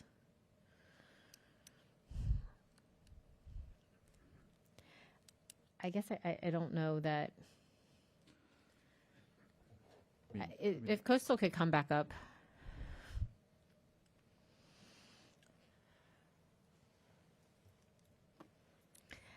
I'm trying to understand you're going to look at the feasibility, you said. Correct. But what is your desire to do this? If it's feasible, we would like to do all three. We're just not sure if the equine residual is economically feasible yet. Still need to do further studies. It's hard to understand the generation in the county with the information given, as well as the transportation disposal aspect. But you ultimately do want to do this? If it's economically feasible, yes. I'm sorry, I I understand understand. feasibility, but we had this issue before with a contract showing that they didn't find a way to make it feasible. So I guess I would like your word that you would, if this is awarded to you, work with us if you find that there are reasons it's not feasible, if there's anything we could help with to bring this to fruition, that you would work with us. Yes. If it's feasible, but I'm going to keep coming back to that just because there's not enough information on it yet. Did you happen to review what the previous company was trying to build there and what their hang-ups were? Briefly, but again, it's hard to understand the generation, what the cost to transport it and dispose of it and where it's going to end up, which is ultimately what it's coming down to. I think you're... Hi, go ahead. Yes, obviously working with the county, as you heard. Could you please introduce yourself, John please? Casagrande, Coastal Waste and Recycling. Economically feasible, obviously huge, broad term.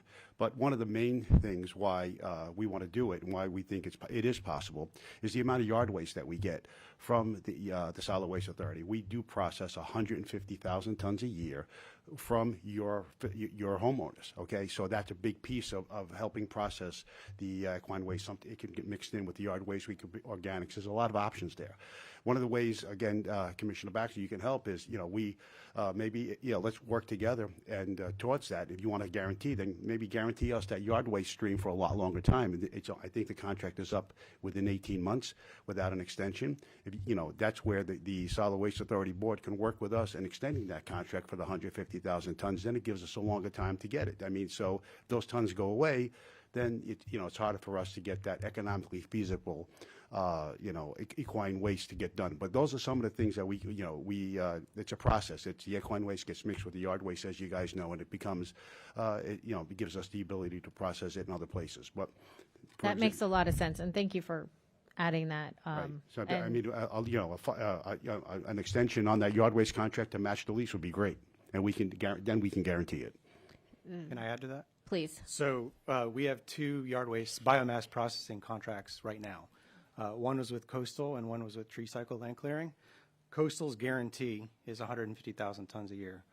Tree Cycle's is 25,000 tons a year.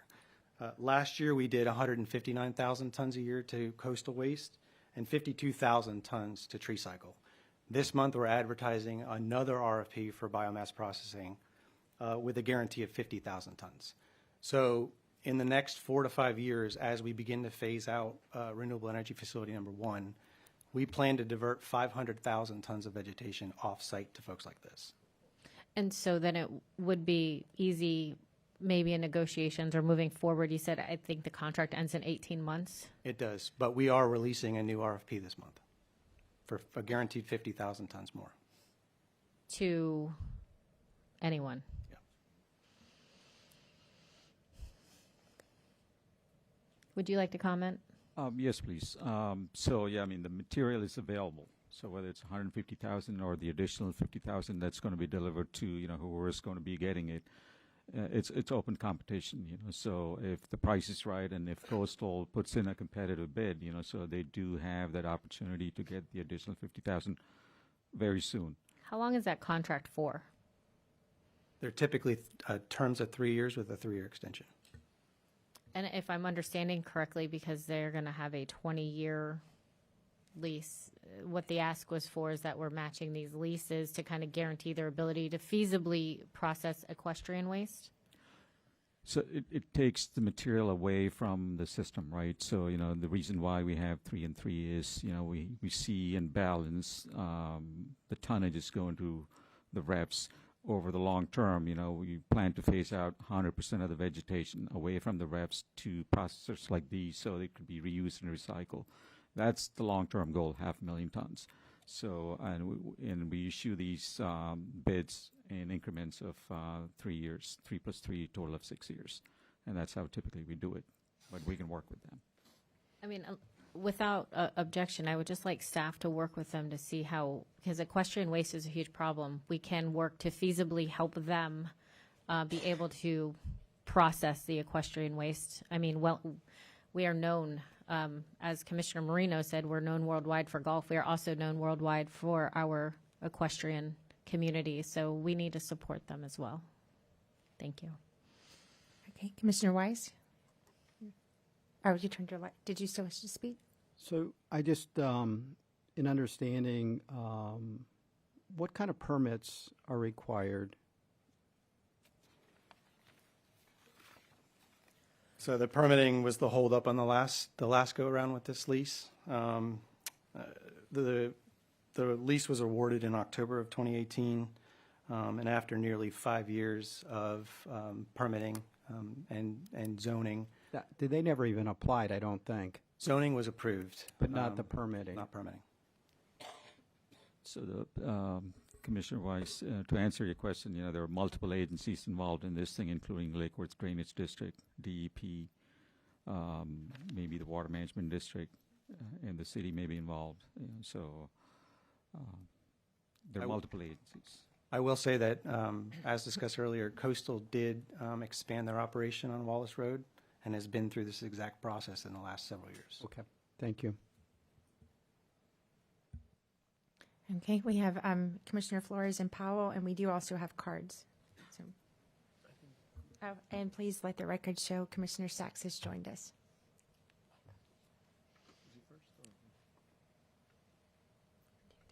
Oh, I'm sorry. Yes, Commissioner Powell was first. Go ahead. Thank you, Madam Chair. Commissioner Weiss hit on the issue that I was going to bring up with regard to requirements from zoning and different permitting agencies. Also, on page 4 of the lease agreement, under section 4.01 use, the tenant shall use and occupy the premises solely and exclusively for. That's the area that, Ms. Sakari, that we would be negotiating in terms of what they can use, but it would also be uses that are allowed in this particular area. Being as such, it looks like it's in the lease for things that we could point to that we exclusively want them to do, but they still would have to get permits. And as you indicated, DEP,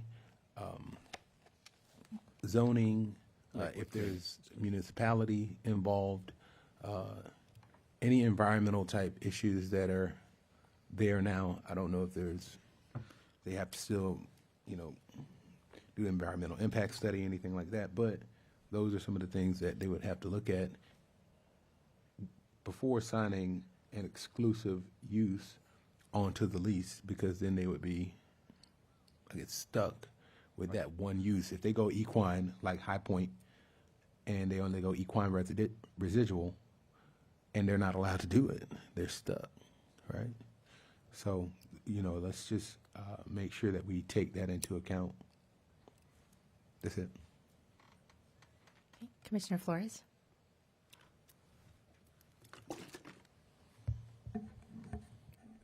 Mr. Carey, what's our annual budget?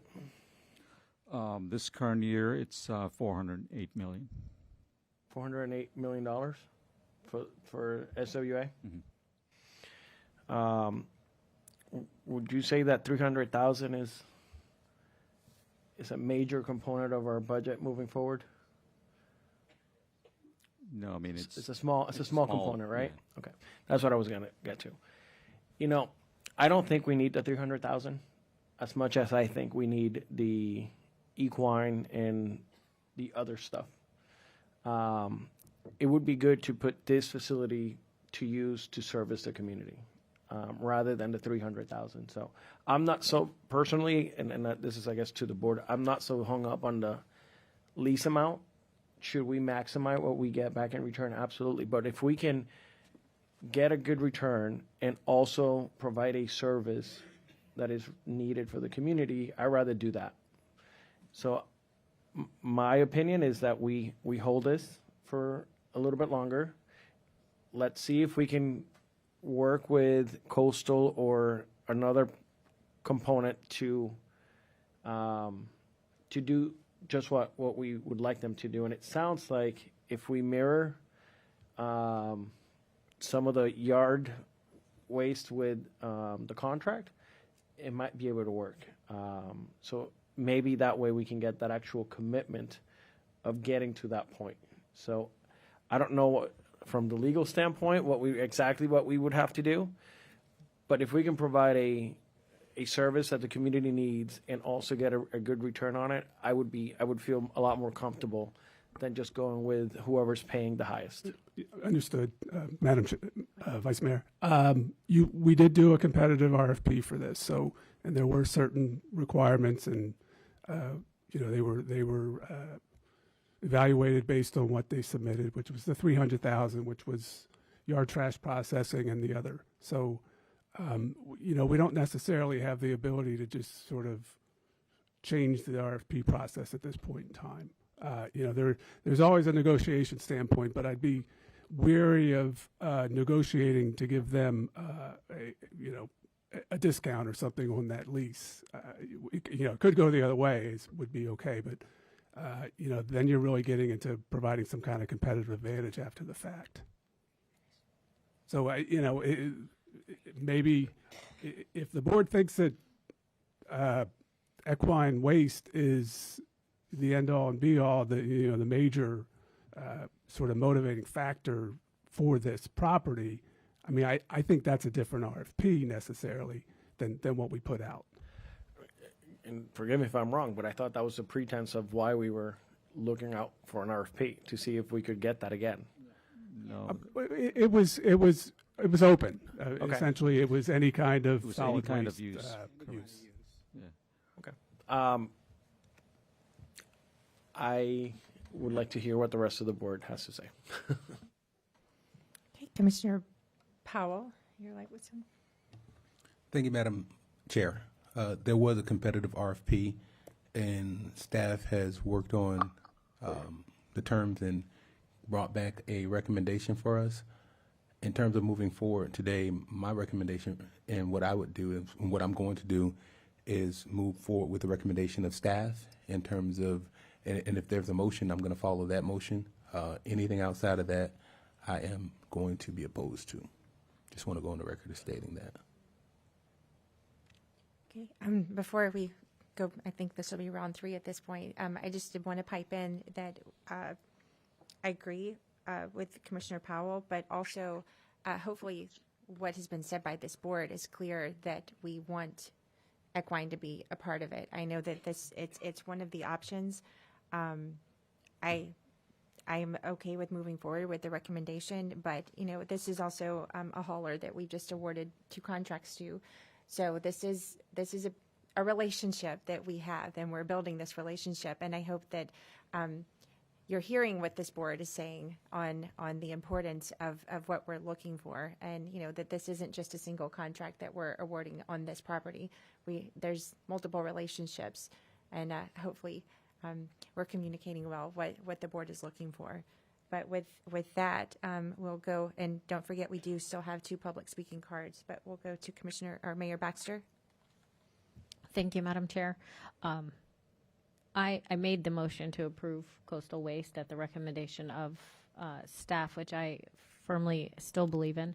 I guess the further direction that I gave, which isn't an amendment or anything, it was more direction, is that we try to make this as feasible as possible for coastal so that they are incentivized and able to process equestrian waste for our community.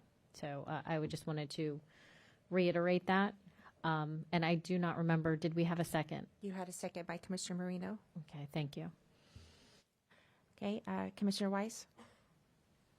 Yeah, I just wanted to say that I also support Commissioner Powell's comments. Okay, so that was the last light. Could we go ahead and take the 2 cards? How do I put my light on? Oh, sorry. Commissioner Sachs, did you wish to speak first? After that, we'll do the cards. Thank you. Thank you so much, Madam Chair. Appreciate it. I came in a little bit in the part of this where I was able to get my colleagues' opinions on it, and I certainly agree that it's not a matter of which amount of money that we would be making, but more which what would the proposed use be to the greatest benefit of the greatest number of people here. So I think that sort of goes along with what my colleague said about that, and I think that that's really what we should be doing here. I'm sure that I don't know if it would be better to have more equine. Concrete is always an issue on how to dispose of it, but I think that the most important issue is which of these proposed uses would do the greatest good for the greatest number of residents of Palm Beach County? And that's how I would go. Thank you so much, Madam Chair. Okay, thank you. Before we go to the cards, Commissioner Marino wished to speak too. Thank you. Can you hear me okay? Yes. Okay. I see us moving forward with coastal waste. I appreciate the fact that they're willing to sign a lease and start at the signing of the lease, as opposed to, we've been in this position before where the land was tied up for several years with no economic return to the authority. So I would be in favor of, and I support the motion for coastal waste and being awarded that. Thank you. Okay, thank you. Vice Chair Flores? All right, for public comments, we have Drew Martin and Sean Casey.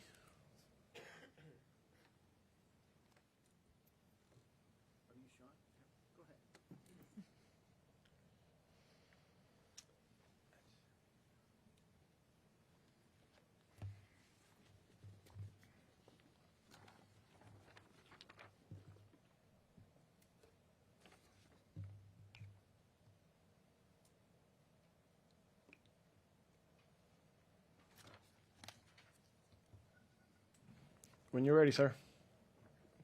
Good morning. Good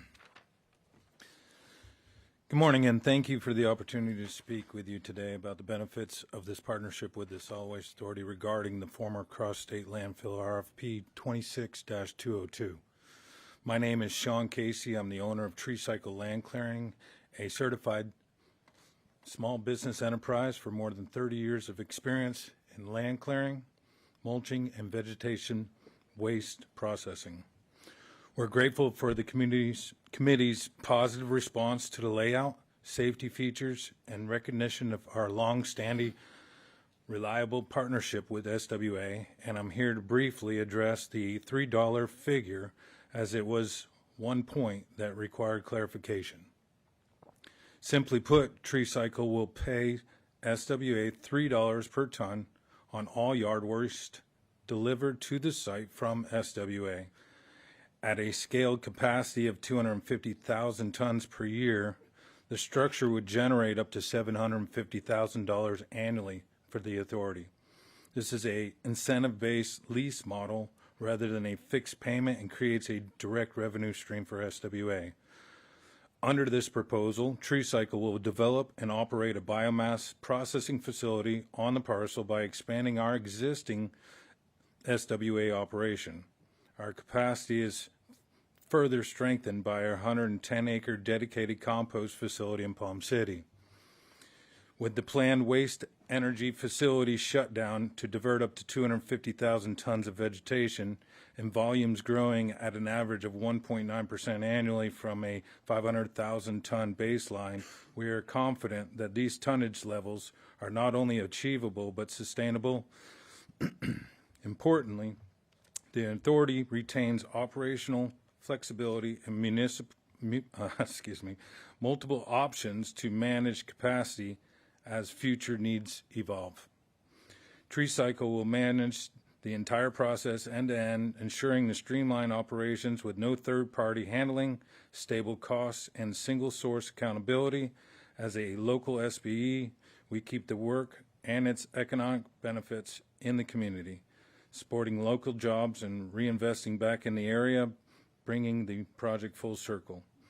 Being a long-term member of AGC and the executive board member of Nuke of South Florida, giving back to the community and supporting responsible infrastructure remains a core priority to our company.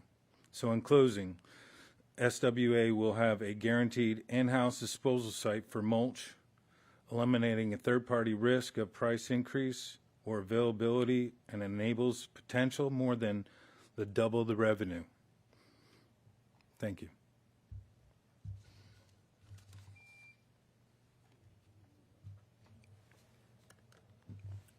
Can I ask a question? Sure, Commissioner Flores, can you wait? Do you currently have a contract with SWA to do yard? Yes, we have a contract right now for a minimum of 25,000, and we've been averaging over 50,000. And where is your current site? Boynton Beach Boulevard. Would you be moving, or would you? We would be moving, yes. Okay. Are you going to be bidding on the next? Yes. Okay. Thank you. Good. Thank you. Drew Martin, I'm here on behalf of the Los Angeles Group of the Sierra Club. I'm really excited about this because look at all these things are diverting waste away from your burn facility, and yet you say you can't do it, and here we have all these people showing you how to do it. And look at all the great things you're getting. You're reducing equine waste.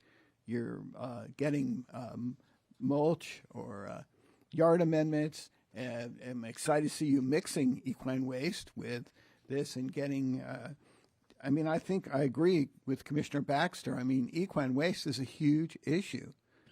And I think it's something that, I don't know why you need to create this facility when you have all these other options. So clearly, I don't know if it's because you're listening to us. I'm sure it's not, but it would be nice to think you were. But it definitely, this is the kind of thing that I really support, and I'm super excited to see you talking about it. I think the biochar is also a really positive thing. It's something used around the world as a soil amendment. Very, very, very good way to use your waste. I would be interested in knowing more and more about these processing facilities. For instance, High Point, how are they going to process equine waste? I would like to see a presentation on that. I would like to see a presentation from all three of these people on what they are actually planning to do. I'm interested in this concrete asphalt. understand that's an issue. It sounds pretty heavy, and it sounds like a difficult thing to get rid of. So it seems to me you have a lot of good things going on. And now I'd like to just comment. I had actually put into comment all of the 9 items, but I do want to just comment on the CAC, if that's allowed. I noticed that, CAC is not getting quorum. And I said, well, why is that? Well, I was on CAC, and I think one of the reasons is because I don't think that the commission really listens to their advice, and they probably don't feel that it's very important what they do. I know I felt that way because no commissioner ever asked me what I thought when I sat on the CAC. But I noticed, who do you put on the CAC? Do you put people on there just because, they're your friend, or do you put somebody on there that might have an idea? So I was thinking, here you have Linda Smith. Look at all the great ideas she has.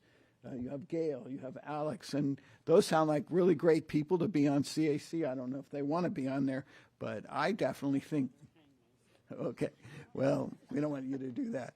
But, I'm saying that, why don't you look at some of these people when you appoint members to the CAC? Thank you. Commissioner Weiss. Thank you. To Mr. Martin, if you want to find out about High Point, you can go back and look at old meetings. They did multiple presentations a number of years ago. Unfortunately, they were not able to bring anything to fruition. My question is to staff, how did you evaluate Tree Cycle's proposal? It was difficult compared to coastals. And actually, let me clarify. So the evaluation committee's recommendation was to award to Coastal Waste. And if Coastal Waste was not awarded, their recommendation was actually to reissue the RFP, just because of kind of some of the exceptions taken by the other 3. And so I agree. I mean, Tree Cycles is difficult. It's based on the tonnage that's delivered to them. Right. And so when your evaluation committee looked at this, did you look at whether or not you could consistently deliver to them? Was that the criteria? Or, just curious, because there is looking at, and obviously I didn't do the math because if we were, I see on their graph they've got it at 300,000, but that did not include the CPI factor in there as well. So there would be, you could model that as well. But I'm curious how you all. So I can answer that. Thank you. So this is not a straight bid, right? So they're offering us a discount, but discount from what levels, right? So during an evaluation, we don't know if they're going to raise the prices and offer us a $3 discount. And the second variable in this thing is, it also guarantees them 100,000. If you see, where the lines cross, it's at 100,000. And the information they provided, 100,000 tons would provide an annual value of 300,000, which matches. Obviously it's not adjusted for inflation. So what they're, in a sense, they're saying is they need 100,000 tons of yard waste guaranteed delivered to them. So over long term, 20 years and potentially 30 years. And this procurement doesn't address that. It's basically mixing 2 contracts in one, and that's what they're trying to accomplish here. Got it. Okay, thank you. I appreciate that explanation. Commissioner Sachs. Thank you. And this question would go to you, Mr. Kari. This is very impressive as to how many of these other proposers, companies can do. And I think part of that is the use of good common sense when it comes to being able to process the waste. 2 questions. Why 20 years? Can we make it less? And second question, do we have other sites so that we could maybe disperse some of these?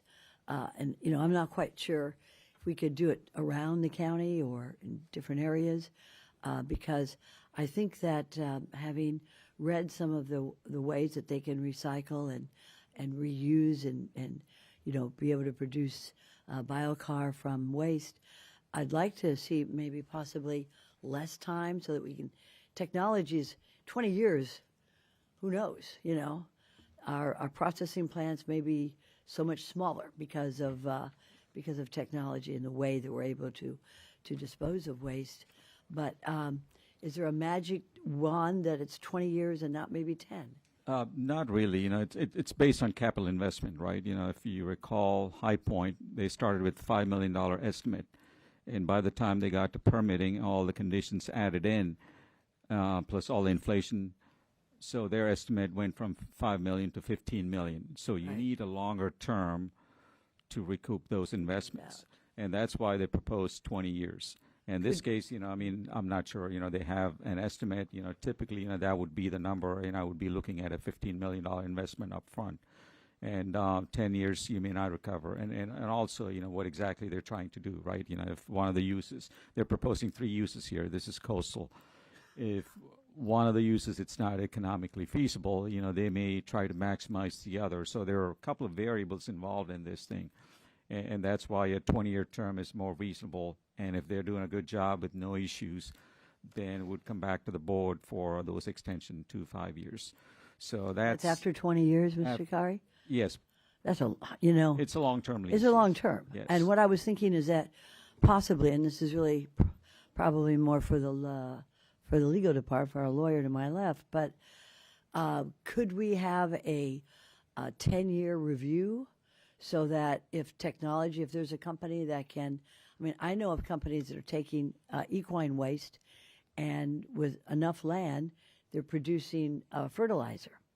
The fertilizer is being used in my district because we have, you know, not as much, of course, as Commissioner Baxter, but I think that technology is advancing so quickly. I wonder if we could have a review after 10 years, if there's a company.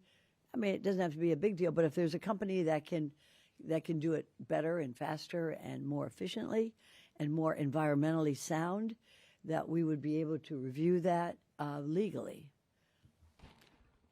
So I imagine Coastal has created their proposal based on the 20-year that they submitted. So I think that, you know, that certainly goes to how they've developed this proposal, this business proposal to us.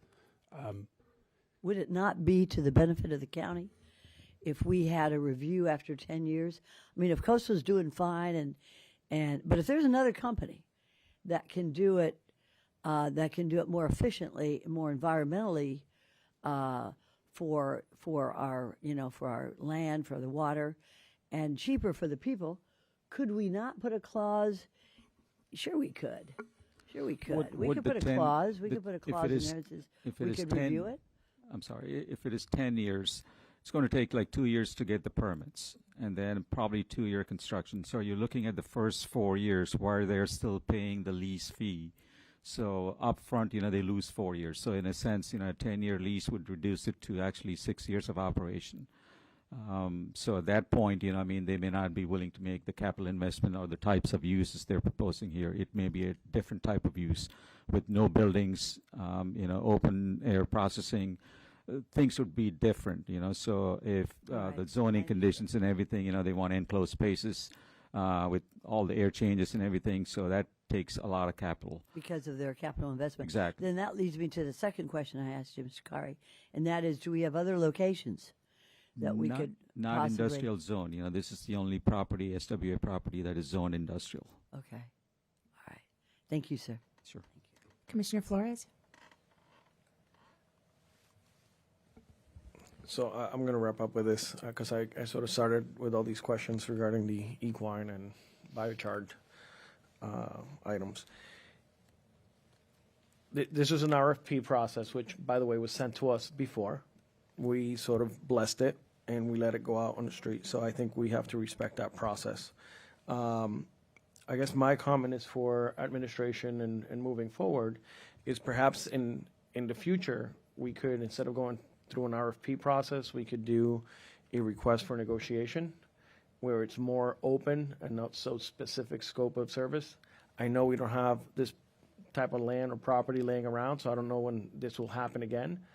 But I think it would have been really encouraging to see what opportunities were out there for this type of recycle in the future. I would really like Coastal, and I know John is going to make this a priority of his to look at equine and how we can partner with them to make sure that we can bring this to fruition. It's like our chair Woodward said, this is a partnership, and we want to make sure that we provide the services that our residents are looking for. So with that being said, I look forward to getting this vote. Yes, and there are no more lights. So the motion that's on the floor was made by Commissioner Baxter, seconded by Commissioner Marino. It is to authorize this lease agreement and with the added direction of making equine as much of a priority, and then us also working to make it feasible for them. It's not part of the hard agreement, but just a friendly partnership that we have. So with that, we'll take a vote. All in favor? Aye. Any opposed? Aye. All right, see that passes unanimously. Thank you. So we will, we're going to complete the agenda item, and then we have to go back to one now that Commissioner Sachs is here, but we'll go ahead and go with 9G1. Mr. Dunkley, I believe this is for you. Yes. Good morning, Madam Chair, members of the board. There are currently 4 vacancies on the Small Business Advisory Committee. We have 1 each for districts 2, 4, and Mr. 5. Dunkley, would you mind speaking a little more into that mic? Are you able to hear me Perfect. better? Okay, Thank you. thanks. So we have one at-large board seat that is vacant. Then we have 3 individual district seats for districts 2, 4, and 5. All of the current committee members have expressed an interest in retaining their seats, and we have forwarded the letters of interest as well as the resumes to you for your review and consideration. And so with respect to what I could do is turn it over to the chair for her to entertain. If you could, since Commissioner Powell asked for us to read the CAC members in, could you just read the names that we will be voting on? Definitely. So I can, in fact, read the current members, and then with all of these are up for reappointment, right? Precisely, they are. Right. So District 1 is Karen Lau. District 2 is vacant. District 3 is Michelle D. Potter. District 4, vacant. District 5 as well, vacant. District 6, Sarah Perez. District 7, Kaznel Theas.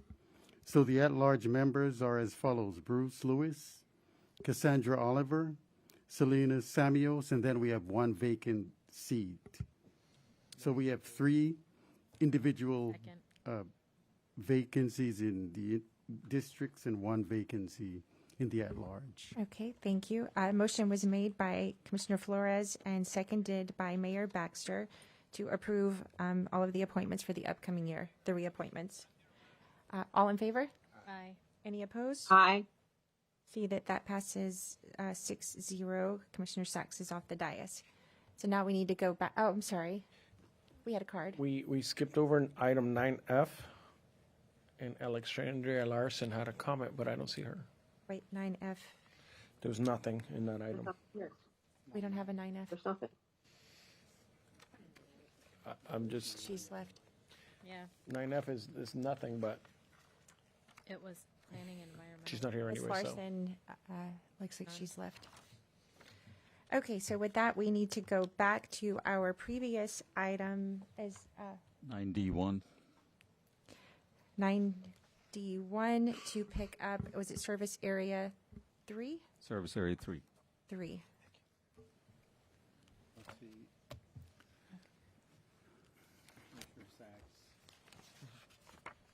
She's probably in the restroom. Okay, so we previously had the discussion for all the service areas. Commissioner Sachs, just so that you know, we did approve Coastal as the hauler. We waited for your return. We had a split vote on whether or not to do 6 cubic yards or 12 cubic yards. So could we give Commissioner Sachs just a brief overview of what the vote is that we needed her here for? Sure. Thank you. So this is Service Area 3's bids that came in. This is the total rates overall. As Madam Chair said, Coastal was the lowest bidder for the 6 cubic yard rate as well as the 12 cubic yard rate. The 6 cubic yard rate proposed on the bid was $271, and the 12 cubic yard rate is $310. I will take you to another screen to just kind of display what the rates currently are in Service Area 3 versus what the new bid rates are for the next contract. If you look at the top box, the second Service Area 3, where it says old rates, your current rate is $208. The new proposed rate or bid rate would be $271 at the 6 cubic yard option.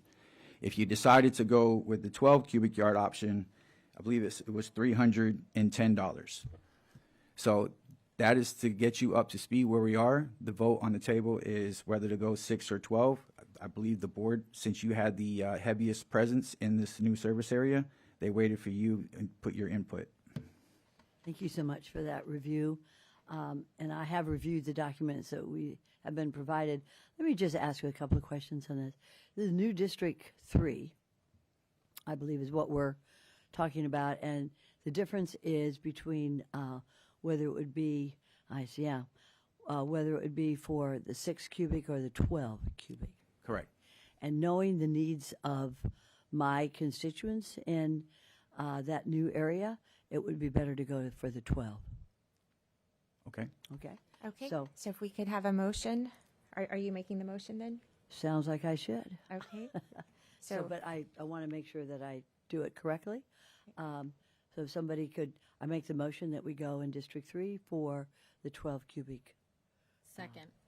Okay, so we have a first and a second by Commissioner Baxter. Commissioner Weiss, your light is on. Thank you. I'll just reiterate my points. District 2 is going to have 16,000 single-family homes in this new District 3 or Area 3. District 5 is going to have 45,000 single-family homes. District 6 is going to have 20,000, almost 21,000 single-family homes.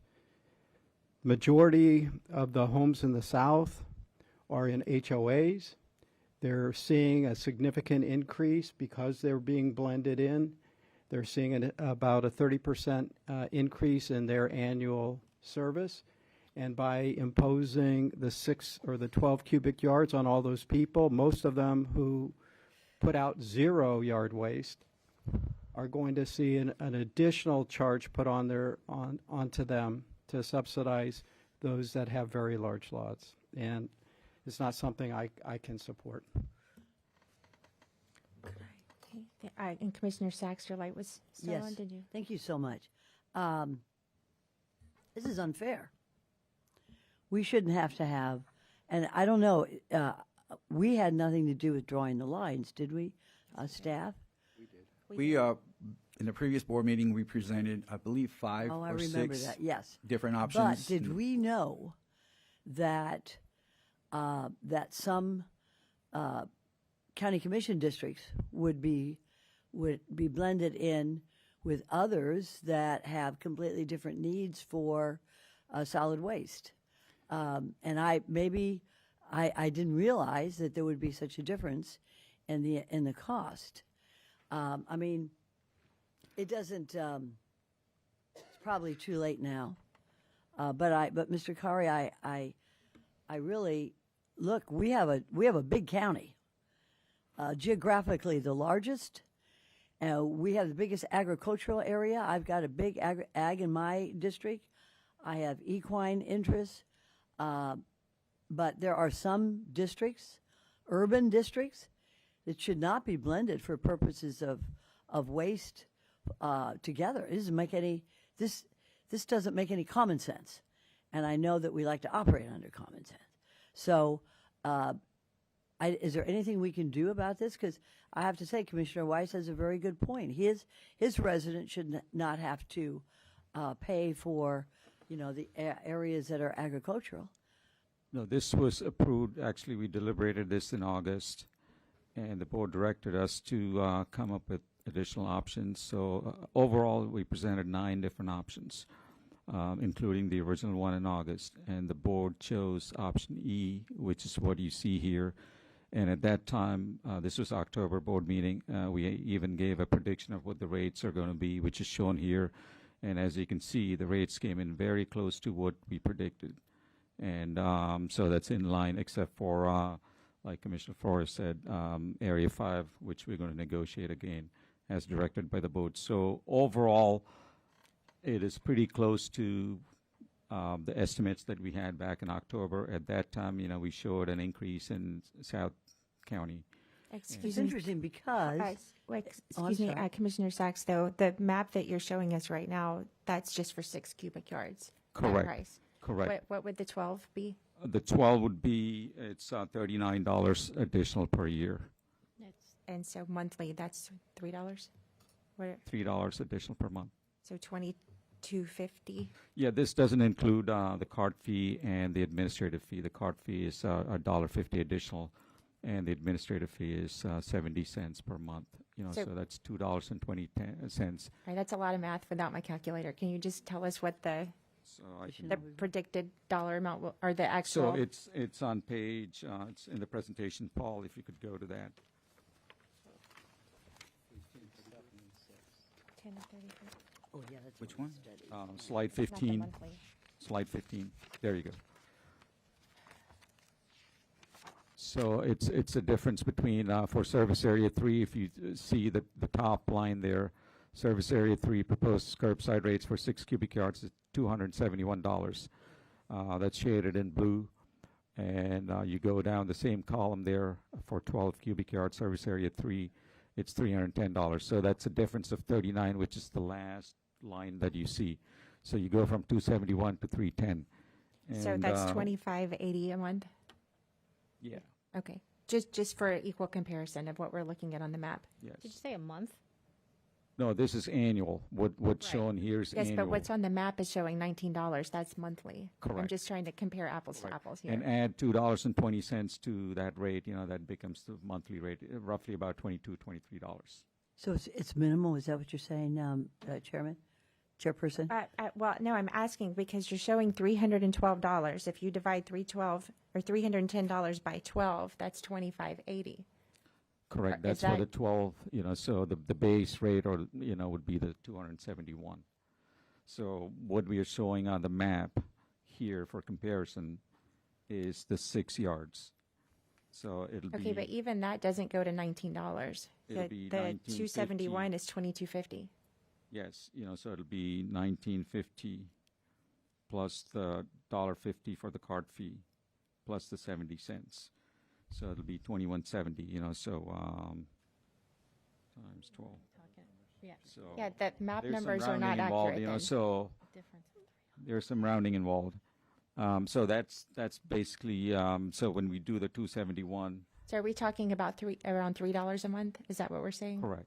Okay, thank you. Oh, thank you, Chairperson. Okay, I just it just seems to me though that I see the big trucks because I live in an ag area and we need them, but I don't understand how they would be going around little urban areas where the houses are all closer together, like some of the other districts. It just doesn't seem to me to make any sense to have these big trucks going down there. And I mean, we've got a lot of vegetation to dispose of, and y'all do a great job. You do a great job. But why would you need to have those big trucks go down a city street where it's very, very, very urban? That's what I see that it's minimal, and I accept that, and my vote is the same. But it just seems to me as a solid waste authority that we are sending, we're using huge trucks to pick up vegetation of 12 cubics that these folks would not produce in 2 months. So something to look at later on. But right now, my vote stays the same. I appreciate those who are much better in math than I am, figured out that the cost would be minimal. But I would like us one day to take a look at that because I do think it's kind of a waste of our manpower and costs. Thank you, Mr. Kari. Appreciate it. Madam Chair, if I may just clear up some confusion. Yes, please. So the prices you see here is what we predicted versus what the haulers bid. So this was the bid rate for the haulers. The price that you were referring to with Romana is the price that the customer is going to pay after the cart fees included in the 70 cents administration fee. but this was the actual hard bid prices for each area. Okay, thank you. All right, Commissioner Flores? Yeah, I just want to go back to the blending that was done. I think overall, if you want to look at the annual, that table, no, one more. Well, yeah, leave it there. So as you see here, the rates before were pretty high. I mean, we had one area which was paying $377. With the new rates, the highest I think is $320, which by the way it's in my district, and the second highest is $311, which by the way, half of my district. So my particular district is paying the two highest. However, I'm happy because I can go back to my residents and say overall we were able to reduce the price. So I think the blending worked. Unfortunately, there was a district that was extremely low when you compared it. When you looked at the range before was extremely was much bigger or wider. Now we've been able to narrow that. And when you look at Commissioner Sachs, which is Service Area 3, your rates at a 6 cubic yards, it's $271. It's still pretty low. I think it's the second lowest. So I think overall, I think what we tried or we attempted to do worked. I think what's in question right now is the level of service that you want to provide your residents. I went with the 12 cubic yards because I've heard from the district commissioners various times that you guys are looking for the 12 cubic yard option because that's what your residents are telling you. So that's where I'm at is we're really just comparing right now 6 or 12, and I'm going with 12 because it seems like that's what that community out there would like. Okay, so we have a motion on the floor for the 12 cubic yards. Am I correct? That's what's on the floor. Yeah. First by Commissioner Sachs, second by Mayor Baxter. After listening, I'm glad that you were able to make it. I've wanted to hear what you had to say for your district as well. So with that, we can take the vote. All in favor? Aye. Any opposed? Opposed. Okay, see that Commissioner Weiss is opposed, and then it passes 6-1. Madam Chair, just to recap here, so I'm going to read the service areas. Service Area 3 awarded to Coastal at 12 cubic yards, and Service Area 1 awarded to Coastal for 6 cubic yards. Area 4 to FCC at Coastal's price for 6 cubic yards, and Service Area 2 to the Good Companies of Florida, Inc. for 6 cubic yards. And we also need a motion to adopt a resolution for Service Areas 1 through 4. So moved. Okay, we have a motion by Commissioner Baxter, second by Vice Chair Flores. All in favor? Aye. Any Aye. opposed? Okay, see that passes 7-0. If I may, I want to read the resolution into the record, please. Yes, please, thank you. So Resolution 2026-001, a resolution of the Solid Waste Authority of Palm Beach County, Florida, confirming the awards of exclusive franchises for solid waste and recycling collection services for service areas 1 through 4, making findings that the franchise awards serve the public interest, ratifying the procedures for selection of franchisees, and the franchise contract awards, providing for repeal of previous resolutions in conflict with, and providing for an effective date. Okay, that is in the record. Attorney Jones? Yeah, we also need a motion to authorize the executive director to execute the contracts resulting franchise agreements for service areas 1 through 4, subject to legal sufficiency approval by general counsel. So moved. We have a first by Mayor Baxter, second by Vice Chair Flores. All in favor? Aye. Any opposed? Okay, see that passes 7-0. There any other motions that we need to, Mr. I do have one comment. Okay. I just want you all to know, as the board, the industry standard right now, with the trend in the industry, when these municipalities and counties are going out for bid, we're seeing anywhere from a 30 to a 50% increase with a decrease in service. As you're aware, some of the neighboring counties are going to once a week with a 30 to 40% increase in their rates. The goal that we set forth as the board, you put it on our lap to achieve. I believe we achieved. I mean, if you saw what the predicted versus the actual, we were right on point. So we in Palm Beach County, to be honest, we have a premium level of service at a baseline rate. There's not many people out there getting the twice a week garbage, the recycling once a week, unlimited recycling. You get the bulk 3 items a week. So the level of service that we get is second to none, and the price is second to none. So I just wanted you all to be aware where the industry standard has gone and where we landed with these bids. Thank you for that. And I was actually going to ask, is there potential for us to receive some sort of a graphic or something that we could share on our social medias that, because these are 7-year contracts, and it would, I for one would like that to be able to share with our residents, and any of that information that would be added, I think We would can be put helpful. something together. Thank you. Okay. Commissioner Powell? I just wanted to commend you, Paul, and your team, and Mr. Kari, for the tremendous work, because everything in this economy has gone up. And it's pretty remarkable that you all have worked with our waste haulers and providers to come up with numbers that were not astronomically higher. As a matter of fact, overall, you see that costs have even gone down without a reduction of the level of service. So that's a testament to the team that we have here at the Solid Waste Authority, as well as the haulers who have contracted with us and who have been working with us. So I want to commend you on that great work, and thank you for mentioning the fact that what's happening elsewhere.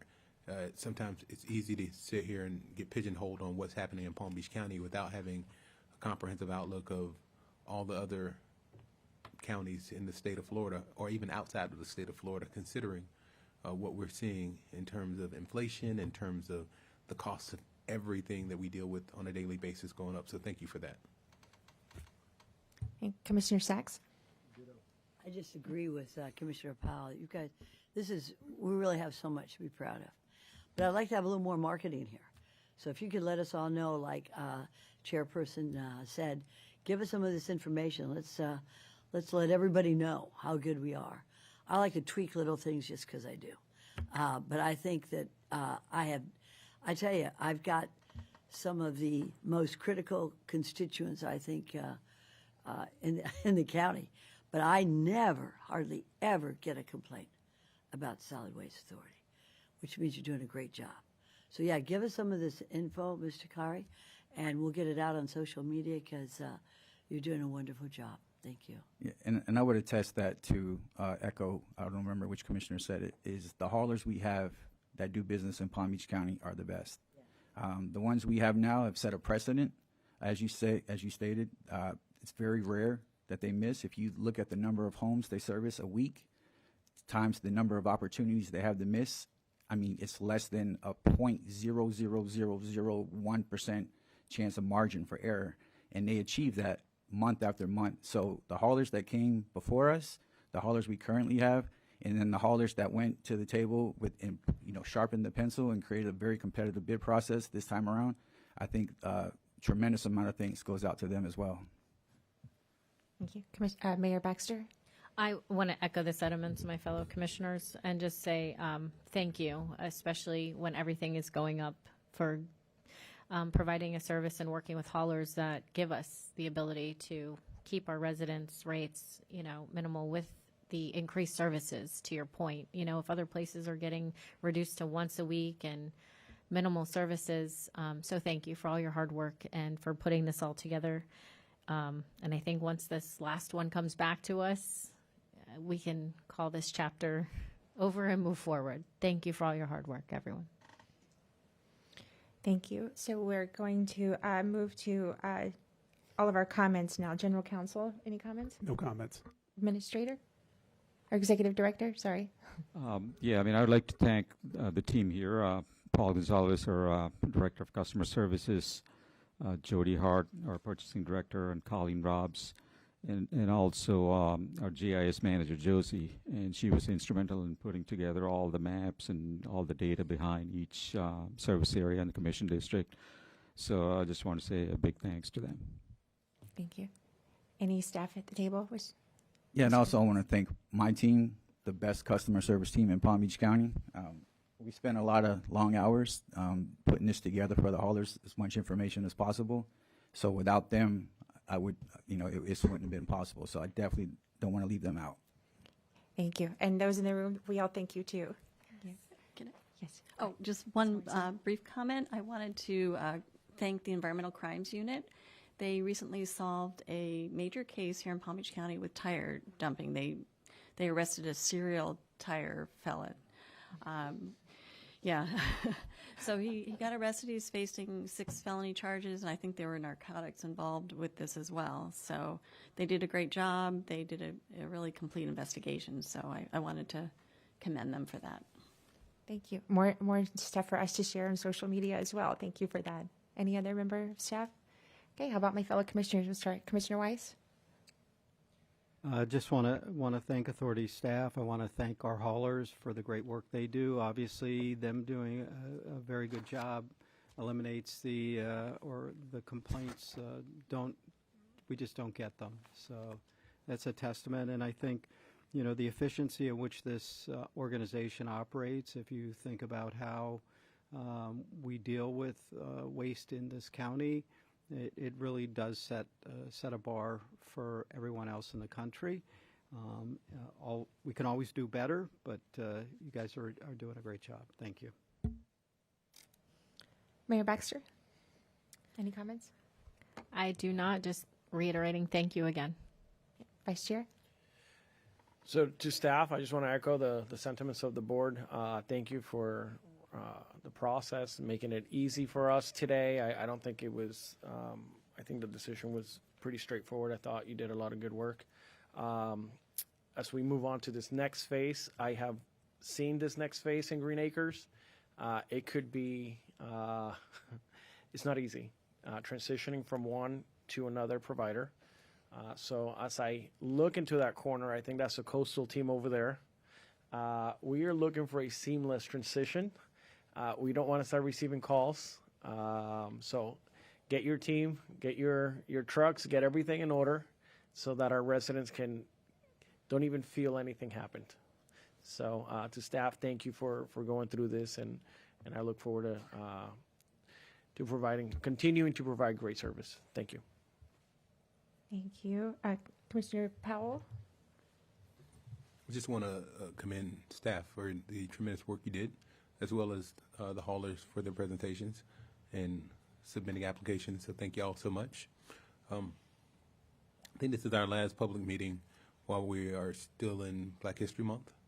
I am doing a Black History program on the 19th at the main library on Summit with Mr. Brian Knowles. So my office will be sponsoring that in coordination with the Palm Beach County Library System on Summit Boulevard, the main library. That being said, I have no further comments. Thank you. Thank you. February 19th. Thank you for the time. It's 6 p.m. at I don't know the address to the main branch of the library on Summit, but it'll be 6 p.m. next Thursday evening, 6 to 7:30. Refreshments will be served. Very light refreshments. I see. Commissioner Sachs? What about those refreshments?